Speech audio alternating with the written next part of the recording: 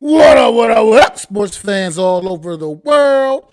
It's your boy Mac the Giants fan here, chilling with all of the four horsemen: Zion Zenith, Adam Costas, Eh, NYG, Jeffy T, 3285. This is the Premium Takes Podcast. Let's go. How y'all fellas doing today, man? Well, I don't know how to, I don't know how to come out like that. That Max got us fired up out the gate. I like it. Yeah. Mac, you always, I'm going to call you the fire starter because you always lighten the match to get us going. I love it. I love it. You are the pyro of the group. I love it. love the Ladies, energy. ladies and gentlemen, he's not really a pyro, so don't be like calling the police and shit. You know, Max just the fire starter of the group.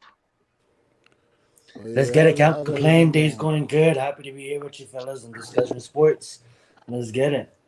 Let's get it going, fellas. Got a bunch of topics to talk about. Wrap up with sports. Let's do it. And the first topic we're going to talk about is an event that is going to go down as an instant classic last night, Yes, and that sir. is UFC 275. Man, I don't even know where to begin with this, man. This whole card was so lit. I ain't seen a UFC card like this, and I can't even remember, man. This was the best UFC pay-per-view I've seen in quite some time. And considering, if I remember right, UFC 274 wasn't necessary, it was kind of a little bit of a letdown, a little bit of a dud. This one right here, it rose, everything rose right back up, man. Rose right back up. This was so from the first match to the last on this card, man. Start off the show with three knockouts, man. Three straight knockouts. Then followed up with the co-main event going the distance. That was the only match that came down to the judges' scorecards, and it could have went either way. No matter whatever those judges would have said, I don't think anybody could have really argued it one way or another. Those girls absolutely went at it. And then now to the main event. Whew, the main event. What? What? Yes. 42-year-old Glover Teixeira, man, gave it everything he had. And boy, went all the way down to the last 30 seconds of the fight. Fifth round with 30 seconds left, and he unfortunately got tapped out by Jiri Prochazka. I'm sorry, I don't know how to pronounce your name, bro. And that is the new UFC light heavyweight champion. But let me tell you something about 42-year-old Glover Teixeira. If he would have survived those last 30-something seconds, 32 seconds of that fight, he would have won on the judges' scorecards because they said he was in the lead on the judges' scorecards. That's unfortunate that he had a slip up real late in that fight, and Jiri was able to get behind him with the rear naked choke, unfortunately, and tap him out. But the co-main event, man, Valentina Shevchenko, she's been absolutely probably the most dominant force in the UFC, male or female, honestly, for quite some time. And I've never even seen her been tested in the octagon yet until last night, where she went where Miss Talia Santos went toe to toe with her for 5 rounds. And it was an awesome fight, epic fight, man. And then the rematch, Zhang Wei Li and Joanna, yeah, her with the J last name, J. These two Judging. ladies, once again, they only you only got a round and a half out of them, but it was an epic round and a half, man. Let me tell you that it didn't quite live up to the first fight, quite necessarily, that the 5 round classic, but this fight was still awesome, and Wei Lee caught her with that turn with Spinning back fist, spinning that back elbow, spinning back elbow hand, whatever. like Yeah, hammer fist caught her. almost. Yeah, caught her. Yeah. And it was just a great fight, man. I mean, the whole card was great. Like I said, Jake Matthews in the second fight with the big knockout in round two. Australia represented all night on this card, by the way. At one point, Australian fighters had won 3 straight fights at one point on this card. If you go back to the main event from the preliminary card and to the first 2 fights of the main card, so the Australians was holding it down, and it was lit last night on UFC 275, man. What you got, Zion, man? Yeah, like you said it, there was a fire chord. 2000, 274 was kind of a letdown, but 275 delivered at all aspects of the sport of MMA. What's up, coach? Thank you for being here. That being said, I did want to touch on that Joanna fight. Joanna Jędrzejczyk retires in the octagon. If it wasn't for her and what she has done for this division, this is one of the most exciting divisions in the UFC, obviously in the women's, and I would say outside of maybe the lightweight and the middleweight and some of the lower weight classes, this is probably the most exciting division to watch in sports. And to have someone like you know Joanna put the division on the map and hold the division down when the division wasn't really didn't really have the roster to stay staying, and for her to retire, knowing her limits in the sport, she has nothing to be ashamed of. The three people who actually beat her, is all champions in their own right. You got two losses against Ray Lee, you got two losses against Rose, and then I'm totally forgetting who else she lost to. But that third person I know is a champion. I did held a championship in this organization. For Ray Lee, what an incredible performance to come out there and lose your championship against Rose and to come on an uphill climb to face one of the best females who ever put on the gloves in Joanna, to beat her the first time in a hard fought battle, and to come out there and to seal it, just to let the world know that I am the better fighter. We ran it twice, I won it twice, and I sealed it with a spinning back elbow or fist or hammer fist or whatever it was. It was on point and it landed, and that was the first time I think we really seen Joanna drop. Like with Rose, Joanna stumbled and then kind of TKO stoppage. But with this fight, she was out cold, and you know what? She woke up fast, and shout out to her pride in her heart, man. One of the best female fighters that the sport has ever seen. Going into the Santos fight, man, I'm really, really, really, really impressed with Santos, and I really believe that she deserves the opportunity to run it back. Reason being is I'm not a fan to call excuses or anything like that, but that she was fighting her fight. She was testing the champion all the way up until that headbutt, I believe, in round three, and that headbutt kind of compromised her. And I get it. I'm not saying she would have won if she didn't get headbutted. There's a part of the sport. Heads clash. When you have an orthodox and a southpaw, or even if you're not even in that stance and you're just switching in a form of switching stances, leading into a punch or leading out of a punch. Heads can clash, and that unfortunately it did. She was able to stay really composed in situations where I thought her as a young fighter will panic. It showed her ability to years of training on the ground. She was in comfortable positions. There was at times where it looked like the champion earlier in the fights was really uncomfortable, and then kind of towards the championship rounds kind of let loose on her. Valentina had the better stand up, but I just think Santos's ground game was absolutely amazing, and she's definitely going to be the champion one day. But right now, Valentina still holds the ground. Then I wanted to apologize to Glover Teixeira. I was so dismissive of him. I thought his time was up, and I remember once again, like Matt said, he came out there and he proved it again on why he was the champion, and he could have been still the champion. Obviously, you look back in the day where Anderson Silva versus Chael Sonnen, Anderson Silva pulled off that sneaky triangle. It kind of reminded me of that a bit.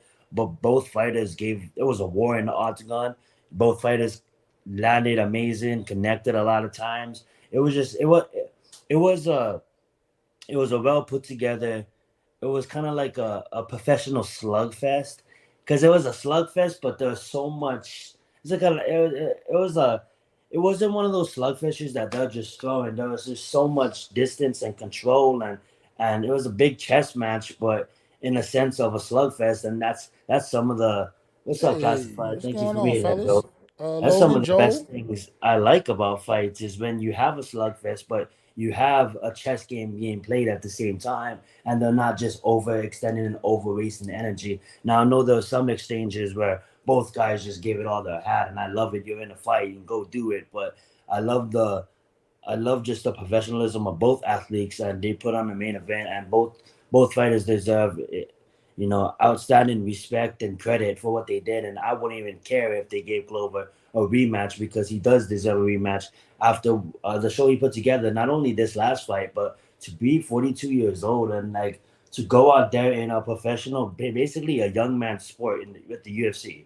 And to do what he did is absolutely amazing. I'm not talking about only this fight. I'm talking about his run as the champion, and he should be able to. He doesn't need to get in line. He should be able to go out there and demand a rematch. I'd like to get Mac's thoughts on the rematch before we move on to the next subject. Oh no, I would absolutely be on board with seeing them two back in Octagon again. I'm not sure if Absolutely. Jury want to get back in Octagon with Glover. Man, after that, I mean, I don't Yes, know, but sure. I wanted one more. I do want to give props to that referee of that bout, man, because there was a Yeah. couple of times in that fight where some other referees might have prematurely stopped it. You know what I mean? And both guys both had the other one in compromising positions a couple of times in that fight. And other referees might have prematurely called a stop to that fight. So whoever that ref was last night, I can't remember who was officiating that fight, but great job to him for letting the instant classic continue, go on, and letting us get to see that fight for everything it was worth. So props to that, man.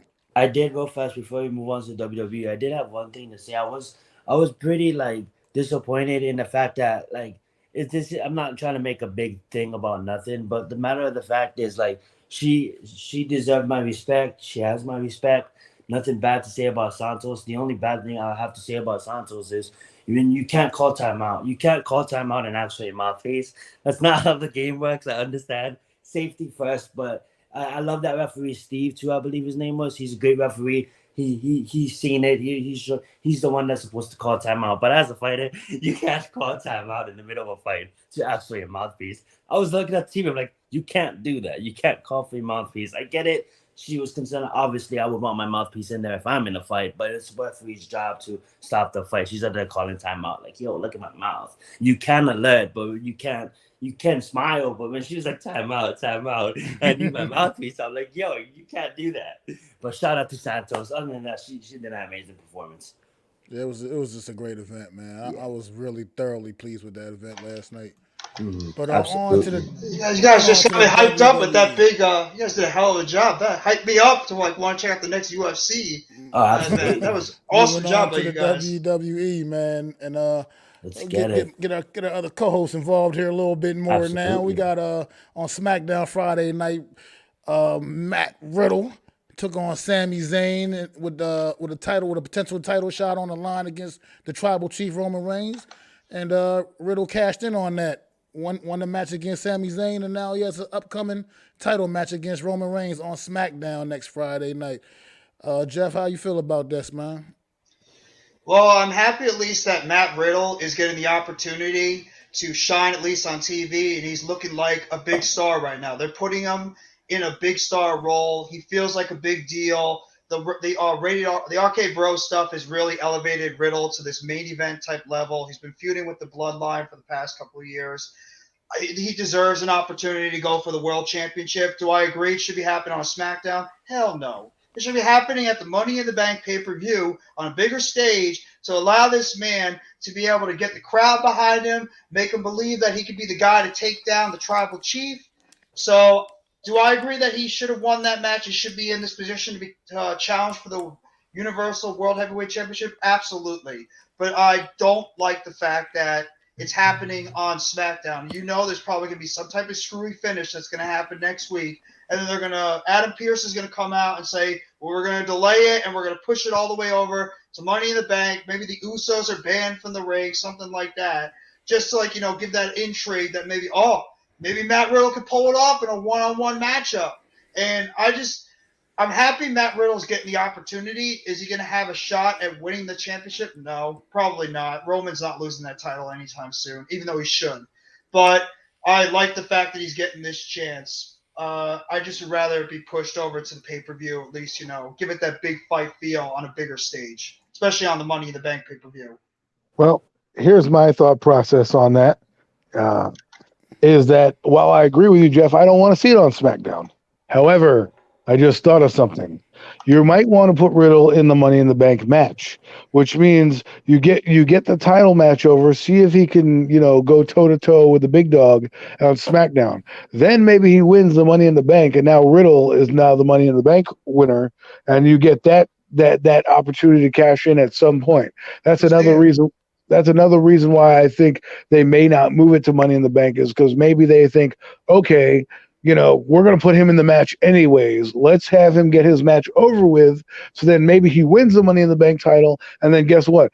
There's already heat added because Roman Reigns or beat him already. And you can say, Riddle's going to come at some point to get that title. I don't know. I mean, that's how I think if you're going to push him the correct way, I agree. You put him in that main event. But if you need bodies for the Money in the Bank match and you need a guy who is going to take that next step, maybe you give him SmackDown, and then whenever Money in the Bank is, you give him that a chance to be the Money in the Bank winner. Well, Adam, I could counter that. I like that idea, and that's the way it should go, but I could even counter it.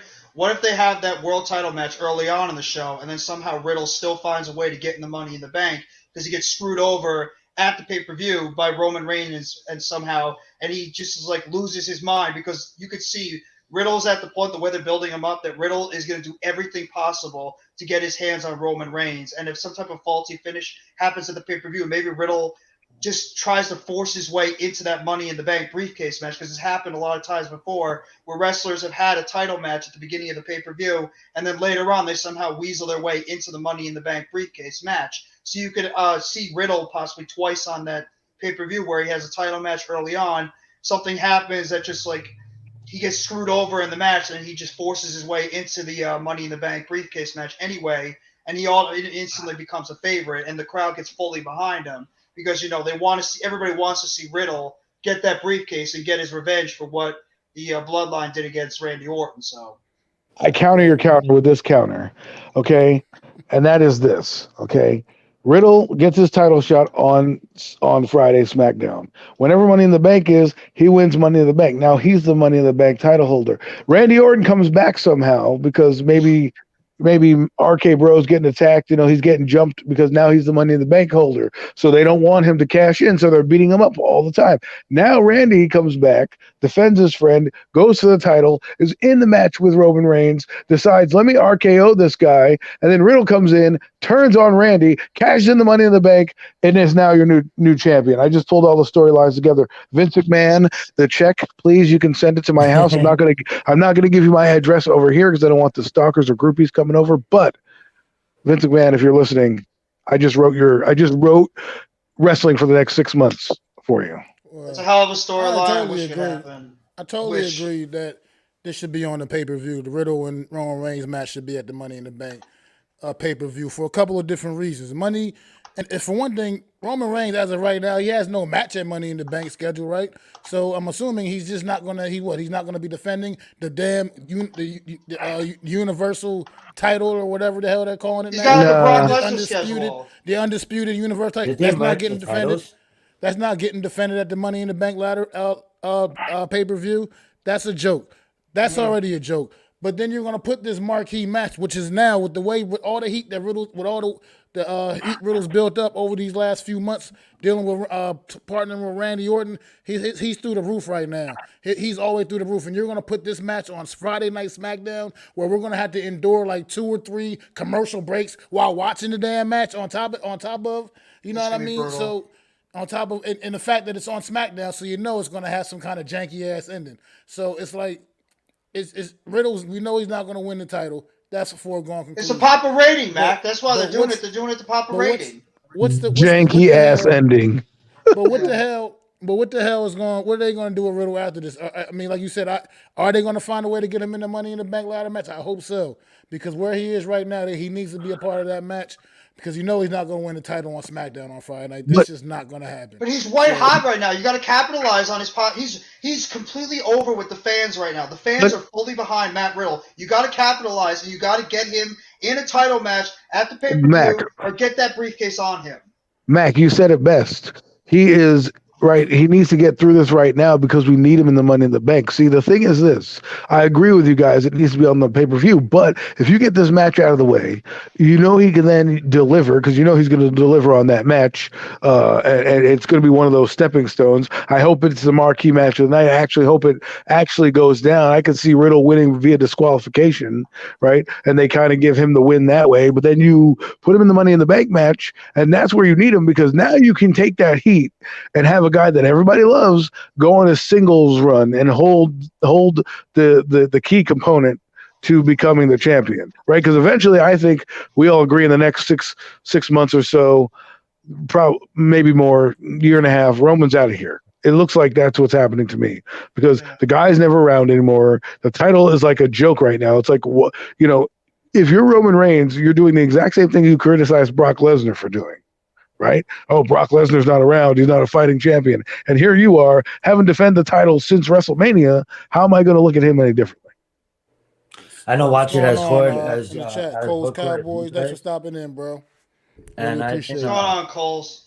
what's it called? I've been just listening, and from an outside guy who didn't watch it for the past 2 months, do you guys think that it's a case of like kind of like what Jeff said? I do like Adam's take on having him in the Money in the Bank match and Riddle winning Money in the Bank, but in a sense of let's put them together to build up the hype. Say on SmackDown, Riddle wins by DQ or something like that. Riddle finds a way to win the match, and then the anticipation is building. So then you have another match, and then Roman Reigns wins that match. Then the anticipation building, and then you got the Money in the Bank match. Don't you, they usually do that? You know what I'm saying? It's kind of like build it up. So maybe that's why they're putting it together on SmackDown. But in Mac's point as well, that does suck about being able to watch the full match, because I noticed every time I watch SmackDown or War, in the middle of the match they have to get those sponsorships in, right? That's how they make the money for commercial break. And then when you get pay-per-views, you can actually see the glory of how much these I hate hearing that saying is like wrestling's so fake. These guys are superior athletes that put their body on the line every week. Oh, that's a Cody Rhodes. More than half a year, man. More than 80%, and I'm preaching to the choir if I'm talking to you guys, but I'm just talking in general. Like, to I call it predetermined. I don't call it fake. Yeah, to see them, go out there and put on amazing 30-minute matches sometimes at pay-per-views is absolutely amazing, and we don't get to see that if it's going to be on SmackDown. But maybe they're just trying to build it up. Well, all right, fellas, we're going to segue away from this and head up another topic on SmackDown on Friday night. Lacey Evans been dropping dropping a lot of promos over the course of the last couple of months, and now she finally stepped back into the ring after almost nearly a year and a half out of action. And she is the first qualifier for the women's Money in the Bank ladder match. How y'all feel about Lacey Evans' return to the ring, and how you think she may fare in the Money in the Bank ladder match? Is she a face or a heel? That's the thing I'm wondering. Is she a baby face or is she a heel? Because I think she seems like a face. She's a baby face. She's a baby face. Ali is definitely a heel. So she was a baby face. You go ahead first, Adam. Well, first off, I just want to say thanks to everybody in the chat. I know I didn't say that. I'm on my phone, so I can't type it to you guys, but thank you for showing up to this show. But Lacey Evans to me is an interesting case because I kind of liked her as the Southern Belle. She was not only like just a beautiful woman, but she portrayed that character so well. And it was like, she could wrestle. She wasn't just this beauty that couldn't wrestle. Now she's coming back with this sob story, which, if it happened to her, I'm sorry that happened to her, but that's how she's endearing herself to the fans. Also with the military background, salute to the military. So she's a face to me. I think she is. I always thought she should have been a title holder long before when she was feuding with Charlotte Flair before she left to have the baby. I really thought that feud was going to heat up. I think her coming in right now is interesting. Ronda Rousey right now being the champion is kind of interesting as well because first Ronda Rousey needs to become needs to be evil. She needs to be turned heel. In my eyes, because I think it would help her character, A, and B, if you could put a manager on her, right? Maybe you get who's the Raw ex-executive, Sonya Deville. Why don't you put Paul Heyman with her? That's what well, yeah, I was gonna say. I said, what's funny is I said that to Mac offline a few days ago. I called him. I said, wouldn't it be funny if the bloodline breaks up slowly, and then Paul Heyman, can't be with the bloodline because he has a new client, aka Ronda Rousey. Now it becomes Ronda Rousey's mouthpiece, similar to Brock Lesnar, right? And so now she doesn't have to talk on the mic. She could be the badass woman that we want her to be, because right now heel Ronda is not as much fun as evil Ronda, right? And to me, Lacey Evans right now, I think jumping in, she deserves to jump in. but she needs to build up. But the reason why I went to Ronda Rousey is because right now I like Ronda Rousey as the champion, but she's kind of boring. She can't talk on the mic, right? She while she can dominate in the ring with all her moves, if Lacey Evans were to beat her, I would be like, all right, that's cool. But if she came out and rebranded herself as like Roddy Piper, with the way we think of Roddy Piper, he's an evil guy, did any means necessary to win, right? I want to see Ronda Rousey become if she's going to embody Roddy Piper, embody him the right way and be this crazy lunatic and get yourself a mouthpiece, because right now, Sweets, your slow talk, your slow drawl in the mic where, we're going to beat people up like this, and you're like, not working for you, okay? I can barely understand what the hell you're saying. Meanwhile, Shotzi comes out and is yelling into the microphone and obviously knows how to cut a promo, and I'm just like, yo. But to get back to Lacey Evans, I think it's good, but she needs to be built up. If she wins the Money in the Bank, I'm not going to be salty about it, even though I do believe people have earned that right. So I've rambled on enough. Jeff, take it away. Well, I agree with you. I do think that Lacey Evans coming back. What's going on, Hit Squad? I do agree that Lacey Evans, I like the gimmick. I mean, it's got a good story behind it. I think it all is actually what she went through in her past. So I like the fact that they're using the sympathy gimmick in a way, to help her get over, get her reacclimated with the fans since she's been away for a while. I don't love her as a wrestler. I really don't. I think she's still very green in the ring. I mean, she doesn't move around as well, and also because that women's right. She's injured a couple of people already with that backhand elbow. She actually injured Xia Li this past SmackDown, and Xia Li had to be helped out of the arena because of the women's right move. So I like Lacey Evans has got a great look to her. She's solid on the mic as a baby face. I just think she needs a little bit more work in the ring, and I don't know if I'd want to throw her in there immediately as like she's got to be the one to win the Money in the Bank, because I think there's other women on that roster that are way more deserving. I still think that Liv Morgan should be the person that they built her up slowly to get to this level. I think she would be one of the few people that deserves it to get that opportunity to hold that briefcase. I would also I like Shotzi. I'm a big fan of Shotzi Blackheart, and I love the fact that she's getting a little bit of a push. I mean, I think Shotzi Blackheart could be somebody that if you actually give her a shot, she could be somebody that's really solid. She's good in the ring. But she won't even be in the Money in the Bank ladder match. So that's a damn shame. I love her, but it's a damn shame. She deserves it because she's good on the mic. She's solid in the ring. She's got a great look. This is the type of person you should be trying to help build and elevate in the women's division. And I even like Doudrop too. Like, give her a shot. But in terms of Ronda Rousey, I agree with Adam. She badly needs a manager. Her mic skills are it's painful to listen to her talk because it's just so bland. Every time I hear her talk, I just want to mute the TV because it's just so painful. And even her in-ring work is a little bit slow. It's methodical. And there's really nobody on that SmackDown roster you could say is believable enough to beat her right now after they got rid of Charlotte Flair. I mean, I guess you could say Raquel Rodriguez is the closest thing, but even she's lost a couple of times because they blew that match off way too quick. So, I mean, I really think I agree with Adam in this case that I do think that Ronda Rousey needs to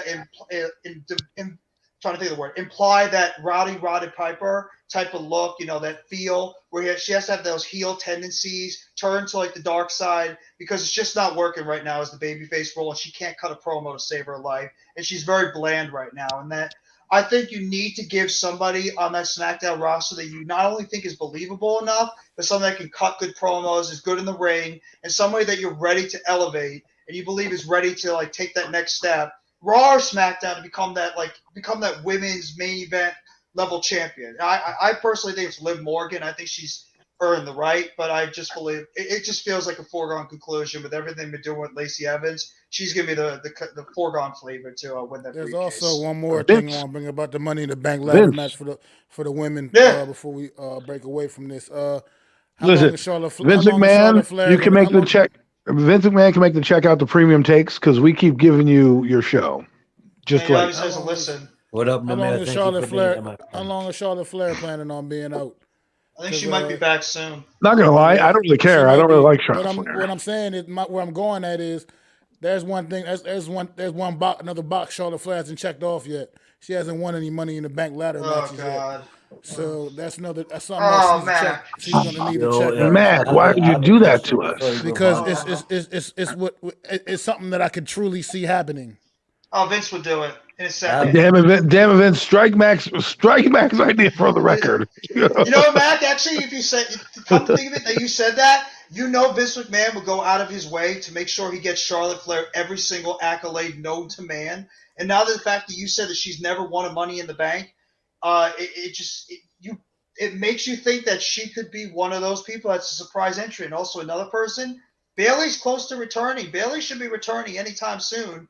Maybe she gets a surprise entrant into that Money in the Bank. And you know that women's division could definitely use an infusion of Bayley after the work that she put on before, because let they me ask the need some panel help. something about Fasco.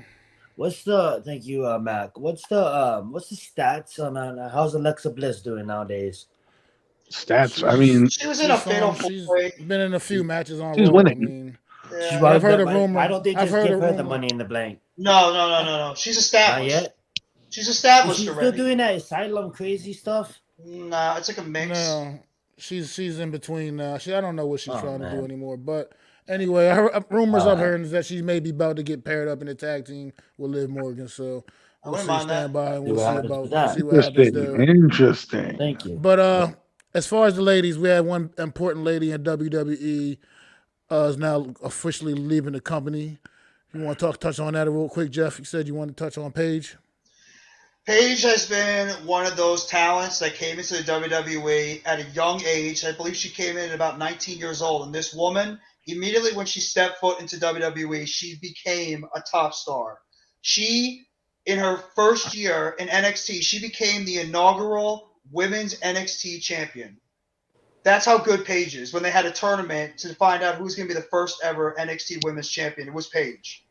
That's how talented this woman was. She had a great look. She had a great in-ring ability. She had great mic skills. This woman was potentially going to be a major star. And she was actually at one point the Divas Champion and NXT Women's Champion, back when the Divas belt was a thing. And she had to drop the NXT Women's Championship because she couldn't be the champion of both titles simultaneously. And then when she moved up to Monday Night Raw, she became a two-time NXT Women's, Divas Champion, as well as a Raw Women's Champion. And you could just see that this was the type of person they were going to build that whole women's division around. What's going on, Taj and Namar? But this is the person that they were planning on building that entire women's division around. But then, unfortunately, she went through a little bit of some rough times during 2015, 2016, which unfortunately she had some neck surgery in 2016. And then she had to miss some time. And then she was able to come back in 2017, 2018. But at a recent house show when she was battling against Sasha Banks, she suffered a whiplash effect and she injured her neck again. And at that point, that pretty much ended her career in terms of in the ring at the moment. And she's mainly been, since that injury she had, the career-ending injury in 2018, she's been mainly a backstage person. She's had a little bit of issues out of the ring, with some stuff we don't need to get into. Yeah, we don't have to mention that. Yeah, she was, I believe she was part of that Fox backstage thing with Renee Paquette as well as CM Punk for a little bit, but she really hasn't been doing any on-screen stuff. She was a SmackDown GM at one point. She even booked some matches between Sasha Banks and Bayley in 2021, but she really hasn't had a role or anything. And she just announced on her Twitter a couple of days yesterday that she's going to be departing from the WWE after being with the company for 11 years because they couldn't come to an agreement on a new deal. And she actually was the one that wanted to stay with WWE, but WWE had no interest in bringing her back because they just didn't think that she would be a valuable asset because she couldn't wrestle anymore. And Paige has gone on record that she still believes she could wrestle. I mean, she's seen what happened with Bryan Danielson and Edge, two people that they also had to retire at one point because of injuries, but both of them have been able to return back to the ring, as she believes. If she can get cleared by all these independent neurologists and doctors, that she can make a return to the ring. Maybe for everybody's going to connect the dots. AEW, Tony Khan, maybe he's going to show out those bucks. Paige is still 29 years old. It feels like that she's been in wrestling forever, and she's not even 30 years old yet. That's how long Paige has been in the wrestling industry. And she's got all the talent in the world, great gimmick, great charisma, great look.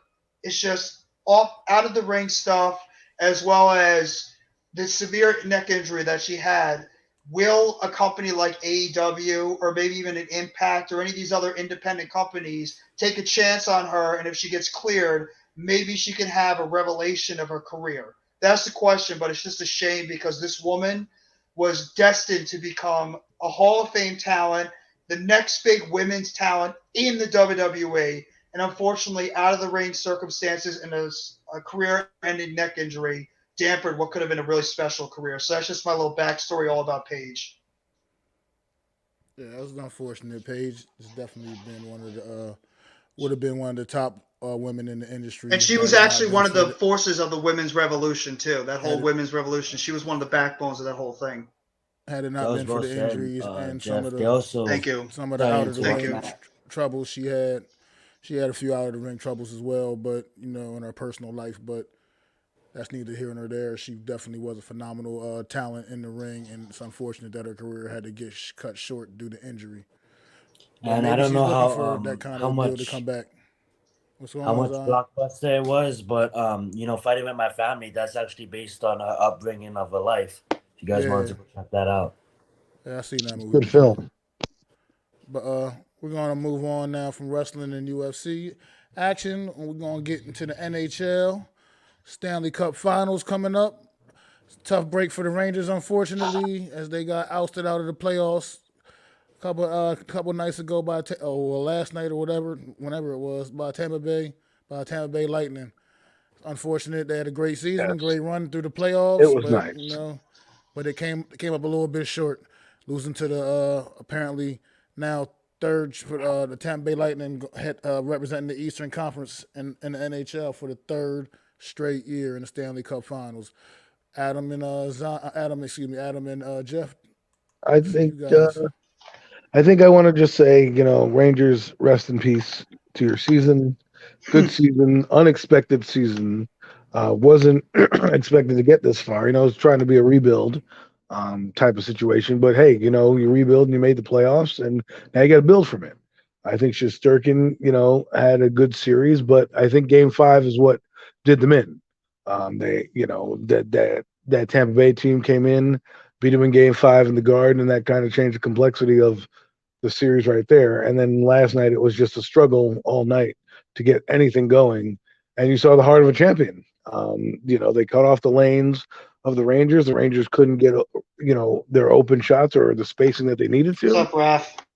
And then Raphael. when you have that spacing and you're having one goaltender play extremely out of his mind in Tampa Bay, their defense can do different things. So I think the Rangers, they came out swinging and then they tapered off because they played a team that, like Max said, 3 years in a row have been going to Stanley Cup Finals. So they've been there before. They took the Rangers' best punch in the first two games, and then you saw the heart of a champion come out. So congratulations to Tampa Bay Lightning. You earned it. Um, and right now, I respect them and their game because they are now the Patriots of the NHL. It hasn't been a team really go back to back in the NHL in a long time. I mean, you think about those Red Wings teams years ago, um, in the mid '90s and the early 2000s, where they were winning constantly. But here we are, Tampa Bay. So congratulations to them.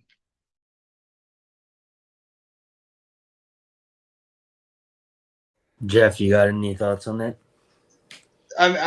The Rangers had themselves a heck of a season. You can't, discount what they were able to do, especially when they were really didn't have as high expectations as the way they went. I mean, they have a lot of good young talent on this team. They went farther than a lot of experts expected them to go in their first year, was being a very young team. But they just ran into a better squad, more physical, more championship pedigree, better coached.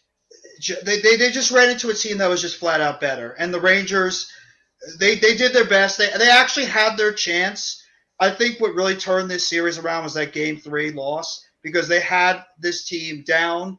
The Rangers were up 2-0. They had a chance to put their foot on the neck of the Tampa Bay Lightning, but they didn't take advantage of it, and they let the Tampa Bay Lightning come back, and you can't do that with the squad, with the championship pedigree of the Tampa Bay Lightning because of what this team has done the past couple of years, and the fact that you need to, when you have a team that has won back-to-back championships, you need to you need to beat them immediately and not give them a chance to come back in the series. And unfortunately, I mean, there's the Rangers maybe just got tired. Maybe the young kids just hit a wall. Maybe their superstars just didn't have anything left.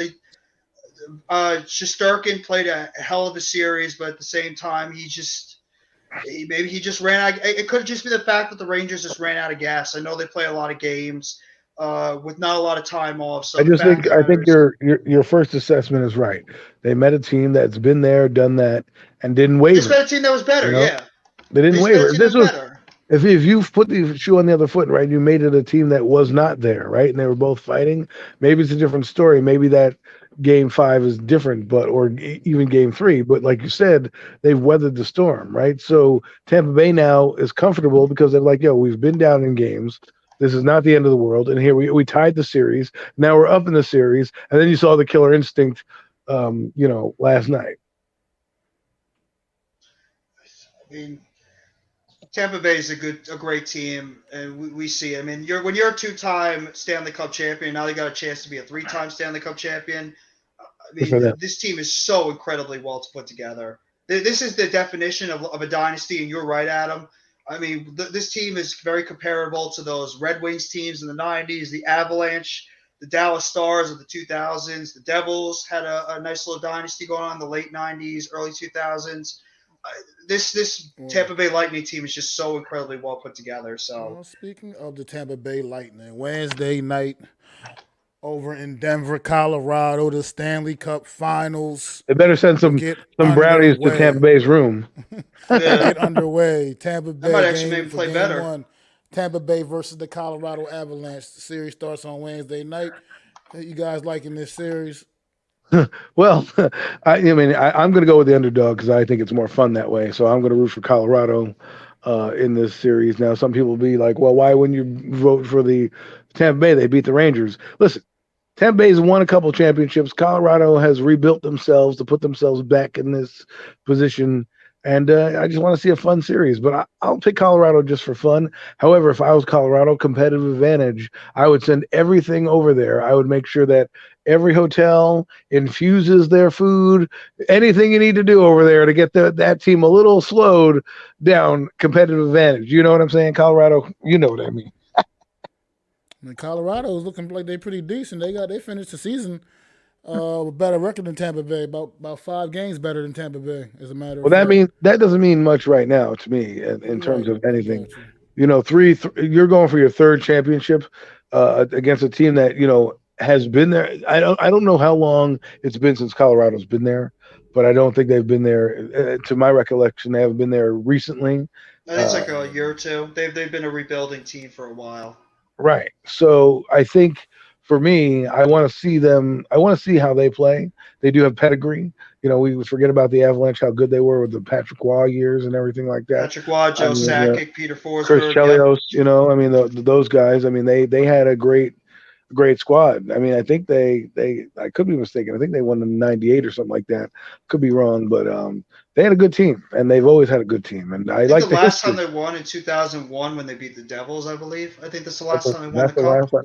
Well, the first time is what I'm talking about. First time they won, I think it was the late '90s. Was the first time they did. So I just know it was big for Patrick Roy. I used to call him Patrick Roy, but his name's Patrick Waugh. I always thought it was funny. It's spelled R-O-Y, and I'm like, I'm a young kid. I'm like, I'm just gonna be that annoying teen that calls him Roy. But no, we'll see. I'm gonna go for Colorado though. Until somebody can beat the champ, I got to go with the Lightning. I'm not gonna put money on it. No. But until some team actually goes out there and is able to beat this team, it's going to be really hard to pick against the Lightning.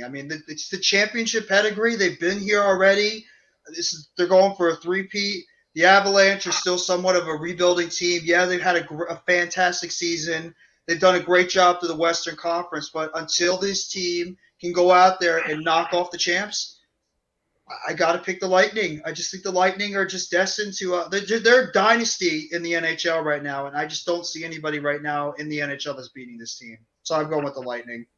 Fair enough, gentlemen. Good stuff right there on the hockey takes, because I don't know much of anything about anything when it comes to hockey. But we're gonna get to that part of the show. You know, the Horsemen. We like to share some sports memories. I don't know if you guys got any ready. I got one ready. If you want, I can start it off if y'all like. Or Go ahead. Right Go ahead, ahead. man. well, you know me. Once again, the resident old head on the panel. So I'm gonna take us back to 1988, and we're gonna go up to Calgary to the Winter Olympics. Wow. He's going there.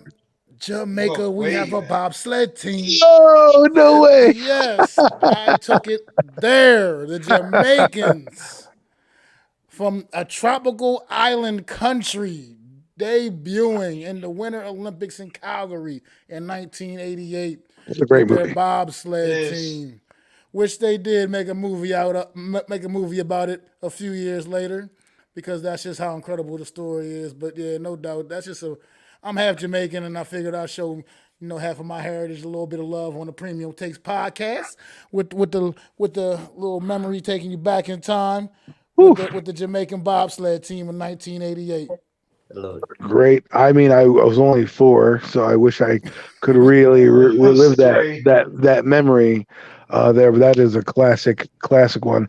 I had a couple. I have a couple. There is one that's looking at me at my screen right now, called the 2007 NFC Championship game. But I'll save that one for maybe later on next week or later on in the show.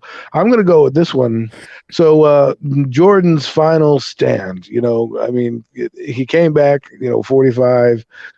The Bulls, missed a couple years. They probably would have 8 straight championships, to be honest with you, if he doesn't leave, right? But in '98, they faced the Utah Jazz. Then I think they weren't the best team. They were the second best team in the NBA that year, because the Bulls went 72-10, that incredible season that they had in '98. I could be wrong, but I think that was the '98 season. And Jordan is there, and he's playing with the flu. Okay, it's the flu game. He's playing with the flu. You're sitting there watching this man just run up and down the floor, but somehow his magic keeps coming. He just keeps coming. He just keeps going. No stopping that man.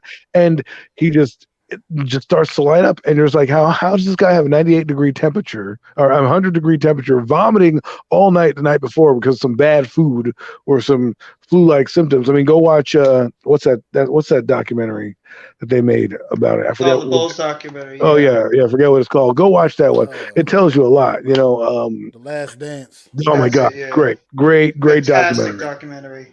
And they show that he was eating food or whatever the night before. So this guy is spilling his guts out, and I just remember him hitting that shot. Now, some people are going to say he pushed Byron Russell. Listen, this is Michael Jordan, okay? You're not going to get that call 10 times out of 10 with that guy. So to watch that magnificent shot just drop, it was something. It was epic because, of course, it wasn't guaranteed that he didn't want to play. They just weren't bringing back Phil Jackson. So when that happened, Mike said, I'm not going to come back to the Bulls. Because he didn't think he was going to get paid, and a lot of other things went on behind the scenes. But hey, that's a memory I'll never forget. It was the last time I was really into Michael Jordan growing up as a kid, even though I lived in Connecticut and the Knicks were in the backdrop. It was always Michael Jordan growing up, So to watch that in '98 was one of the culminations of sports for me. So I was glad I got to see it. Byron Russell still has nightmares from that crossover that Jordan put on him to win that game. It's on a poster somewhere. Someone probably got to find it. Probably the worst thing is, and here's a funny story, is I knew a collector, right? He used to go out to collect pictures and have them signed to athletes. So one year he went out and Joe Theismann signing something, and somebody walks up to Joe Theismann and has Joe Theismann sign the picture of when LT's standing over him over his broken leg. I'm sure there's probably somebody who has a picture of Byron Russell getting his ankles broke, and they say, "Can you sign this poster for me?" I mean, just what misery that he must feel. My God, nightmare. I wonder if he's there. That Jazz team had misery. Well, the first Jazz team had misery because they were like the best team in the NBA one year. I forget what year it was. I think it was '97. The first year they went to the finals. They were the best team in the NBA. And then they met the Bulls, and they were just like, like, what's going on? That was every team at that point. They all were like, we're going to have a great season. The Knicks, the Pacers, the Jazz, everybody. And then, oh, yeah, we just ran into the Bulls. We ran into Yeah, Michael well, the Jordan, Knicks Scottie ruined it for people. That's another one we can talk about later, but that's my sports moment. Anyone else got any others? Zion, you want to do yours? Yeah, that was a good one, Adam. I liked it. I'll probably go with, I believe it was, I had it pulled up here. Yes, it was August 7th, 2009. This wasn't for any championship, but this is just the first one that I had thought it up in my mind when the question was asked. I'll go with Anderson Silva versus Forrest Griffin, UFC 101. At the time, Anderson Silva was fighting at middleweight. Forrest Griffin was fighting at light heavyweight. Forrest Griffin just came off not that long ago winning the Ultimate Fighter. The first Ultimate Fighter coming off of a battle with Stephen Bonner. Long story short, he signified his spot in the UFC light heavyweight division as one of the best contenders at the time. Anderson Silva comes up and absolutely embarrasses him. We have an engagement where, Forrest Griffin is overextending on a couple of straight jabs, hooks in a row. Anderson Silva slips about 3 or 4 and then just kind of pops it up using Forrest Griffin's momentum against him, pops up a little 9-inch little jab. Forrest Griffin just straight pop, drops to the canvas, walk-off knockout for Anderson Silva. And, Forrest Griffin actually, the first time he ever won, can't even stay in the ring, and I don't blame him, but absolutely amazing performance from Anderson Silva. So that's probably going to be my all-time sports memories. Let's get it. I remember that fight. He Yeah, can't embarrass him. He tried. Facts. He absolutely trashed. That's nice. Let's get it, Jeff. Well, I'm just since I've still got the WWE stuff on my mind, I'm gonna go to a match that pretty much revolutionized how this type of matchup and these different types of concepts of matchup happen, and that's the infamous triangle ladder match in WrestleMania 16 2000 between the Hardys, the Dudleys, and Edge and Christian. Thank you. Each team had their significant thing that they had. Edge and Christian were always known for the chairs. The Dudleys were always known for the tables. And the Hardys were always known for the ladders. At this point, it was only a ladder match. So they threw these 3 teams in there for the tag team titles at WrestleMania. And WrestleMania 16 was not a great WrestleMania at all, if anybody remembers watching it. But this match was the clear highlight of that entire pay-per-view. These 3 teams went out there. They did incredible spots, power bombs off the top, superplexes, 3Ds off the ladder, atomic drops, ladders everywhere. And then all of a sudden, Bubba Ray gets that euphoric look on his face, and then he starts bringing out the tables, and you're seeing Devon Dudley going through a table in the ring. You're seeing Matt Hardy getting power bombs from the announce table to the ground by Bubba Ray Dudley. And then probably one of the most insane spots at that point that I've ever seen as a wrestling fan, Jeff Hardy climbing up to the top of like a 20-foot ladder with Bubba Ray laying prone onto a table on the outside, doing a swanton bomb onto Bubba Ray Dudley. One of the most insane spots you'll ever see. And then the Edge and Christian were able to win that match in the end after dumping Matt Hardy through a table. But that match started what we all know now as tables, ladders, and chairs, or what we abbreviated as TLC. I love it. That started out as one of the most impactful, most creative, and most incredible match concepts ever put together. So I got to give props to those 3 teams, what they did. And those 3 teams also had 2 incredible other matches at SummerSlam 2000, as well as WrestleMania 17 with TLC 1 and TLC 2. But that match, the triangle ladder match, started what has come to terms as one of the best concepts ever created, not just by WWE, but just in wrestling in general, the TLC match. So thank you for those 3 teams. It's funny because the precursor to that is Michaels and Razor Ramon kind of introducing the ladder into the group and the concept of climbing up and getting a belt, right, and unhooking it. That was one of the first times they did that in wrestling. So to those guys, just took it up a notch. And I remember watching that pay-per-view, man, being like, oh my Lord. I love the Hardys because they were everything that Attitude Era embodied, right? They were all 3 of them were fantastic teams. Right. Well, Edge and Christian just broke off from the Grand Grail, so they were trying to shake off that the dark side of them, and then you had the Devon and Bubba Ray Dudley, who were coming into their own as well from the indie circuit, ACW. Right? It's funny how they were put together. Go watch Bubba Ray's documentary on Peacock. Man, it really documents where they came from in ECW and how they were. He was just a gimmick guy, and he was at the show, and Paul Heyman gave him a shot. Next thing you know, his career skyrocketed. So to see those three iconic tag teams, I kind of watched that. I'm gonna put that pay-per-view on right now. I actually watched that match yesterday. I'm like, when I watched that match, I'm like, God damn, this has got to be in my memory. I mean, that match was just so incredible. I actually preferred it over the two TLC matches because that match had everything, and those three teams, they had incredible chemistry between the three of them. I mean, there's a reason why they fought not once, not twice, but three times on major pay-per-views. So Definitely it's just an incredible match. Great matchup. All-time great matchup for sure. No doubt indeed. Nimar, man, of course, man. Me and Jeff up here is definitely the resident New York Mets fans. Mm-hmm. I don't really do any. I myself don't do any Mets content. Jeff does a little bit of Mets content, however. Keeps you up to date with a lot of things going on his channel with the New York Mets. I talk about the Mets while we on here. I'm a big Mets fan, but I just haven't really started breaking out doing any of their content yet. But maybe that might be coming down the road sometime too. But great memories, fellas. Great memories as Thank always, man. And you too. What we got here, Coach? I saw you sneak that in there right Max, that's a great one. Max Met show is going to be the changeup. 1988 NBA Slam Dunk Contest. Dominique Wilkins versus Michael That is Jordan. true. I got another one, but I'm going to save it. That is true. That is true. That kind of put dunking really on the map. Those are the three best dunkers probably in the history of the NBA. I mean, you could argue Vince Carter is also in that mix, what he did in his dunk contest. Dr. J gonna have a little something to say about all of that, brother. Yeah, that's true. I mean, but we gonna move it on right now, man. We gonna actually move into the NFL now, fellas. Get into a little NFL talk, man. NFL. I want to talk about Cooper Kupp, man. He got that bag last week, man.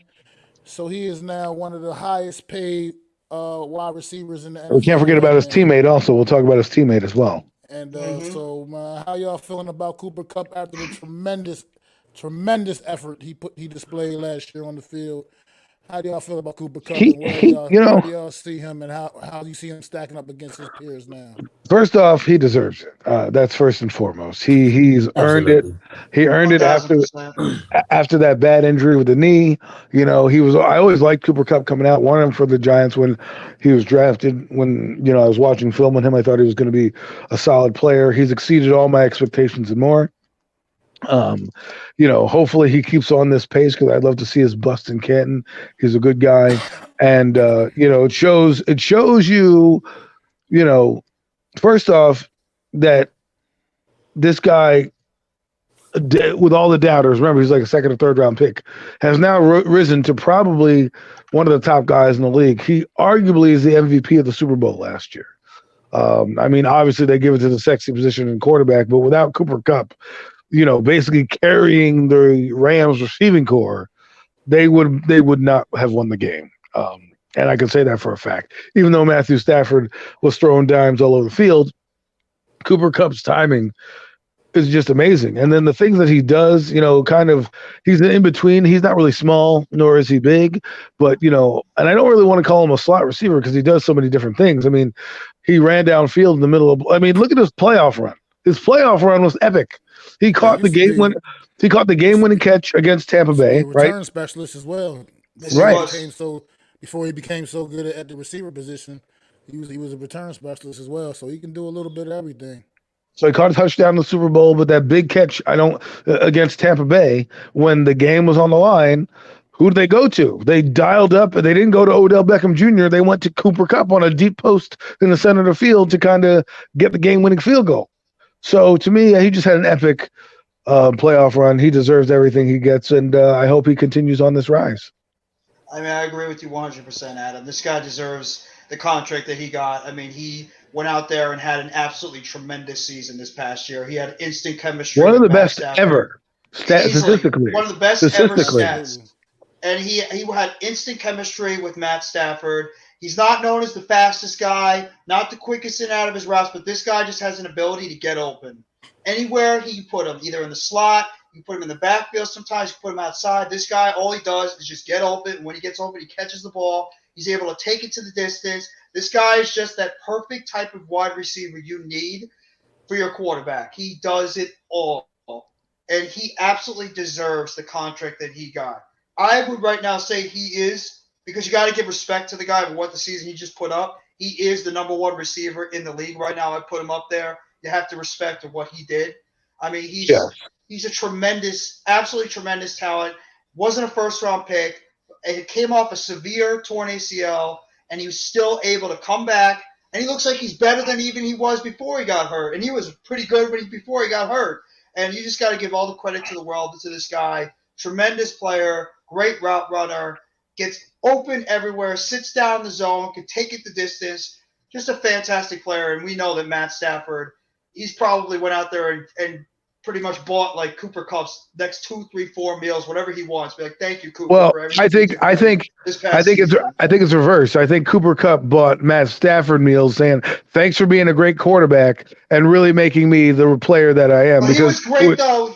He was great though with Goff too. He actually had good chemistry as well, Goff. But he wasn't the same. He wasn't the same player. I mean, you think is he leading the league in receiving and being the top dog with Goff? No. I think Matthew Stafford, being the player that he was, helped him get there. Now, granted, he was a good player and did what he did with Goff, but Matthew Stafford deserves some credit with him too, because when he came in there, he made him a receiver that we thought went from being good to now leading the league. No one thought that Cooper Kupp was going to lead the league. And that isn't true. I think that's part of Matthew Stafford's being there.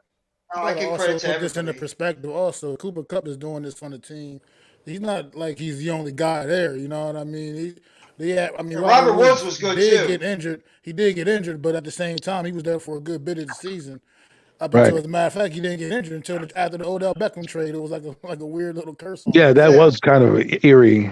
But Robert Woods, that's what happened though. They made Cooper Kupp into Robert Woods' role, and then Odell Beckham kind of fit in where Robert Woods was, and then you didn't miss a beat. So I think Robert Woods, they had a great dynamic there. So listen, man, I think he deserves it. Sorry. I also think that Odell Beckham he opened up a lot more for that offense for Cooper Kupp, because Woods and Kupp were such similar type of wide receivers. I mean, they fit McVay's system perfectly, but they really didn't have that field stretcher. When Odell, before he tore his ACL again, he was that guy that was able to stretch the field and open up those underneath routes for Cooper Kupp to get those yardage and be able to take it to the distance. So I think it was a good balance between the two of them. But yeah, I mean, you got to give Cooper Kupp that fact that absolutely absolutely not. Kupp deserves all the credit he does.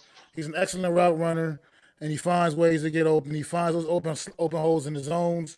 He's a savvy receiver. I mean, I just don't know what else to say about him. I've had him on my fantasy team for the last couple of years. I already know. I know what he's doing out there. Max winning his fantasy league. He's getting the job done.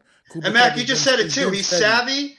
You see savvy, and he's a great route runner, and that just shows now in the NFL. If you're able to be a great route runner, get in and out of your breaks, and just sit down in the soft zone, make those catches, you could become a pretty good wide receiver in this league. You don't have to have like the dominant speed. You don't have to have the height. You don't have to have the bulk or anything. If you're just able to be a good, solid route runner and get open and just make sure you catch the ball consistently, that's essentially what Cooper Kupp is. He's able to develop in that type of player, and I mean, it's no coincidence why he's one of the best wide receivers in the league. The guy was just able to find ways to get open. You got to give all the credit to him.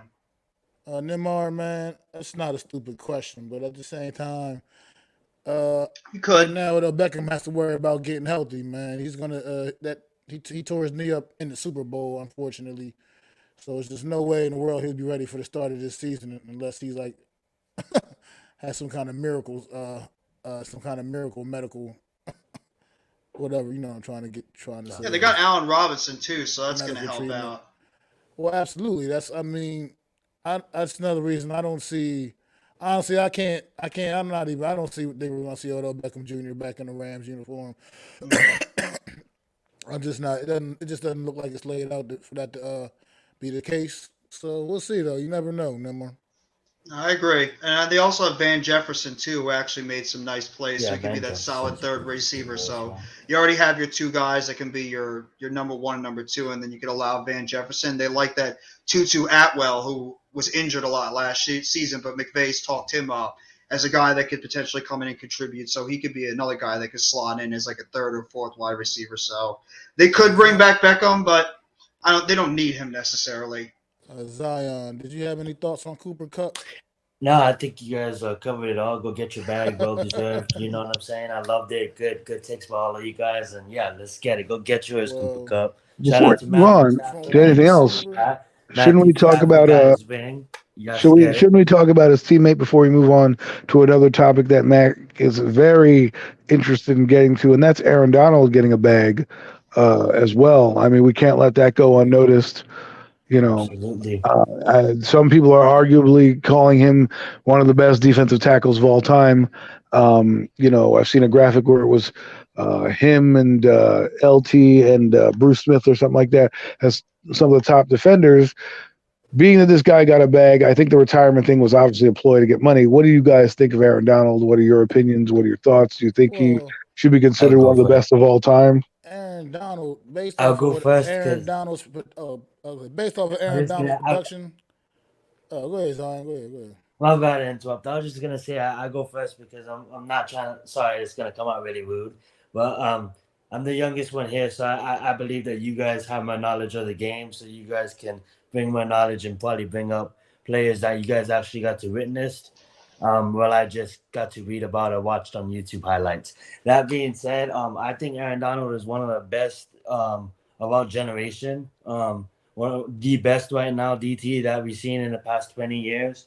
Um, and I just think that for me, I can count a couple, and I'll probably put him in my top five for sure, automatically. And I'd love to guys get because he's one of my favorite players in the league. Just how dominant he is, and I don't know if you guys know this, but I'll let you guys know this right now. Like Michael Strahan was my favorite before he retired, and then I became a big Luke Kuechly fan, and he retired, and I'm a huge Aaron Donald fan now, and like obviously my favorite Giants Barkley. But that being said, man, Aaron Donald dominates, and I absolutely love his gameplay.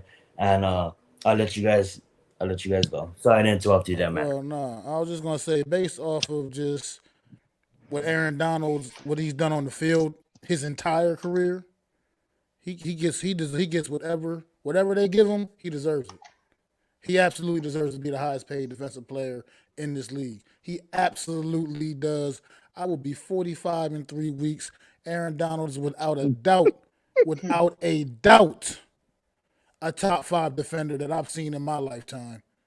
Like I said, I can go back. I can go back to age, and I've seen some bad men.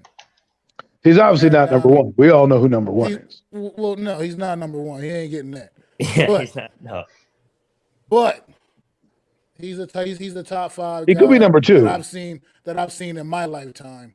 Absolutely, without a shadow of a doubt. It's the Aaron best Donald, defensive man, tackle ever. deserves every penny, He every is.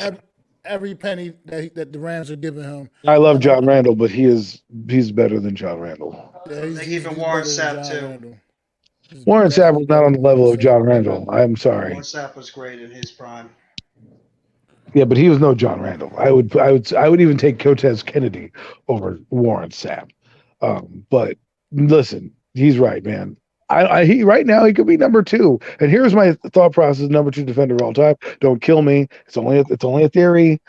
Because he's revolutionizing the defensive tackle position. Guys at his position don't normally do what he's doing, right? I mean, let's think about it. I just said John Randall, Cortez Kennedy. You said Warren Sapp, and arguably he's better than all three of those guys.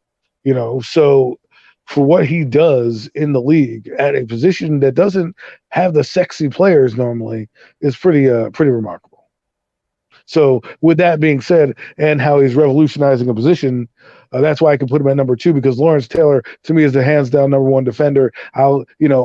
Deacon Jones, he gives him a run for his money, but Lawrence, because of how he changed the way they coached football, the way that like I just heard a rumor. I was watching top 10 Giants of all time, and of course LT's number one. And one of the things was one of his teammates, George Martin, goes, they had to call timeout because they didn't know where Lawrence was on the field. Okay. Quarterbacks were looking for that guy. If he's off the field, why is he off the field? So that, to me, that type of impact trumps everything else because you revolutionize not only a position, but you revolutionize defense. So name the last defensive player that won NFL MVP. Lawrence Taylor. The one and only. Yeah, Lawrence Taylor. And the thing, he got left tackles paid. He got left tackles paid. He made that. He made made the left tackle position a premium position on the field, and got those guys paid the big money because they had to stop guys. They had to figure out a way to stop guys like Lawrence Taylor. Right. Put it to you this way: we don't have Derek Thomas, we don't have Von Miller without Lawrence Taylor. Absolutely, fellas. Aaron Donald is that rare case of just size, speed, quickness, be a pass rusher, run defender. He had it all. Guys, there's no real weakness to his game. There is no weakness to that guy's game, and that's why I would maybe put him behind. Obviously, he's going to be behind LT. I maybe put him behind Reggie White because I thought Reggie White was one of the greatest defensive players as well. But I think Aaron Donald definitely is a top 5 defensive player of all time for what he's done, and he's definitely been the most dominant defensive lineman in the past 10, 15, 20 years. He's just he does it all. There's no weakness to this guy's game, and he's also a guy, he stayed on the field. He doesn't get hurt. He's a guy that's consistently healthy, and that's also something you got to recognize too. He's just a tremendous football player, and it seems like he's getting, in some ways, he's getting better the older he gets. And let me put it in perspective for you. Ndamukong Suh came into the league, and I thought Ndamukong Suh was probably going to be one of the best defensive tackles we've ever seen. And he was big, he was mean, he was nasty. He had all the traits that you look for when you're looking for a defensive tackle. Aaron Donald comes in, half the size of Ndamukong Suh, out of Pittsburgh, was a first-round pick. People were like, oh, he's young, he's undersized. And that guy has basically changed the defensive tackle position. Everyone's looking now for the next Aaron Donald. I thought they were going to be looking for the next Ndamukong Suh. No, they're looking for the next Aaron Donald. And Ndamukong Suh is good in his own right. In his prime, he was up there. But what Donald has done has basically blown the doors off of the D tackle position in the NFL. I think Suh could have been there, but I think when he decided to leave Detroit and go to Miami, that's where his downfall truly started. He was on that level in Detroit. He had so many great years with the Lions, but once he took that big deal with the Dolphins, it just started going downhill. He's just never the same player after that. I believe this is about the overall Aaron Donald, just overall as a defensive player, Coach. I'd probably put him third behind Reggie White and Lawrence Taylor. But we're going to segue away from all of that. And during the middle of the week, man, it's been just bothering me all week since this came up. Max about to go off on thing this. About these receivers in the NFC East. They ranked a little something came out ranking the top 5 receivers in the NFC East. And we got number 1, A.J. Brown from the Philadelphia Eagles.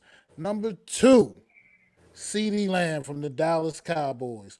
Number 3, Terry McLaurin from the Washington Commanders. Snoring McLaurin. Number 4, Devontae Smith from the Philadelphia Eagles. And number 5, Michael Gallup from the Dallas Cowboys. Gallup, what a name. Going to the right team, right? Like Gallup. I said about this list, where do I start with this list? I agree with tell A.J. me. Brown. I agree with A.J. Brown being number 1, and that's about the only thing that I'm going to agree with on this list. A.J. Brown is emphatically the number 1. So why don't you give us your number, your rankings? Number 1 receiver. Well, my rankings, if you would like to hear them, Go for it. Here they go. Number 1, I got A.J. Brown. Number 2, I have Scary Terry McLaurin. Number 3, I got CeeDee Lamb. Number 4, really, I got Michael Gallup at number 4. I know where he's going with And 5. at number 5, I got Kenny Galladay. Kenny G. That is the top 5 receivers in the NFC East, in my humble opinion. Because let's not get it twisted. Let's not get it twisted. Devontae Smith had a really good rookie season last year. That's it. That's all he's got. 1 year on paper. You don't just soar above people who got legitimate seasons of production down because you put together a decent rookie season. I'm sorry, I just can't anoint these guys like that. Kadarius Toney looks like he's going to be the man, but I Well, can't anoint you like that yet after just what 1 year of production. what are we ranking them on? Are we ranking them on sheer talent? Are we ranking them on yards? Are we ranking them on impact? Because kind of, I don't know where this ranking system came from. And however, I like yours. I think McLaurin needs to be a little higher up on the list. I think he's one of the most underrated receivers. What are we talking about? What are we talking about here? Talent? Or are we talking about stats? It just says top 5 receivers. Resume seems like Max going by like resume. I'm going by the top 5, legitimately, like right now, based off of what they've done, body of work. Okay. I dig it. I will give you. Let me think about this because I want to have a little fun. I want to have a little twist to this. First off, I will rank number 1 AJ Brown, even though he doesn't have the body of work as some other guys on the list. I will give him 1, and I put that solely on what he did for the Titans and the impact he had on that team, and what he will do on a team like Philadelphia. Number 2, I agree with Mac here. Terry McLaurin, underrated receiver, really is a deep threat for that Commanders team. Is actually one of the hardest covers in the NFC East in terms of, just foot speed, footwork, and is very underrated. Why? Because he doesn't dance around. He doesn't do all the histrionics that other guys do, and he plays for the Commanders. So he doesn't get the recognition that he deserves. Now, number 3 is interesting to me because, if we're talking about body of work, you could throw Galladay in at number 3 because he's done it a lot longer than let's say, CeeDee Lamb.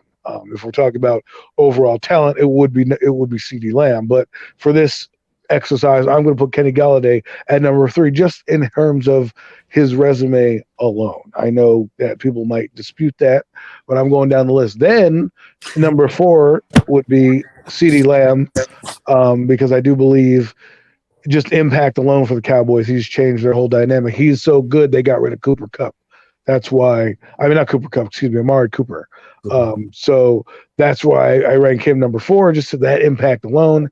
And number 5, while I like Michael Gallup, I'll put Michael Gallup in there. And the reason why, and people are going to be like, why don't you put Devontae Smith? Listen, I like Devontae Smith, and he should be on this list. But for these purposes, to keep this Premium Takes hot fire session going, I'm going to put Michael Gallup on there. And the reason why is he's an underrated receiver in my eyes as well. I think people don't realize the impact that he has and how good he is. I really do believe he is a solid talent for the Cowboys and has He's the clutch guy and guy. He's right. the clutch guy in Dallas. He has produced. I mean, you think about it like this. He's lasted through receiving corps, right? They did pay him some money, not a lot of money because he was injured, but they did pay him some money. And again, he's part of the reason why they got rid of Amari Cooper. And I do think that you're going to see Galladay blow up this year, now being the solid number 2 guy. So those are my rankings. I know people are probably in the chat burning down. Ears are probably melting. Eagle fans are probably burning sage or voodoo dolls because of that. But those are my picks. And just to have fun, that's what I'm sticking to. Guys, your thoughts? Well, I'm about to piss off the entire Giants fan base because you guys are going with the resume. I'm going with what have they done lately. And that's why right now, I'm sorry, Galladay has the better resume, but he's not going on my list because he has not done it the past couple of years. He's been injury prone. He hasn't stayed on the field. His numbers have started to decline a little bit. I know it's not all his fault, but I'm just going by the talent and what have these guys done this past year. And that's why with my list, I actually want to put Terry McLaurin number 1 because I think this guy doesn't get the respect he deserves. He's always on the field. He has no help. He's gone through quarterback after quarterback after quarterback after quarterback. He doesn't have a second quarterback after quarterback after quarterback after quarterback. He doesn't have a number 2 significant wide receiver opposite. Never really had a consistent guy opposite of him. And he just goes out there and puts up numbers every single year. So in a way, his resume is good, and he's also a guy that is coming off a tremendous year, and he's really that only big-time Commander's offensive weapon out there. So I'm going to give respect to where respect due, and I'm putting Terry McLaurin number 1.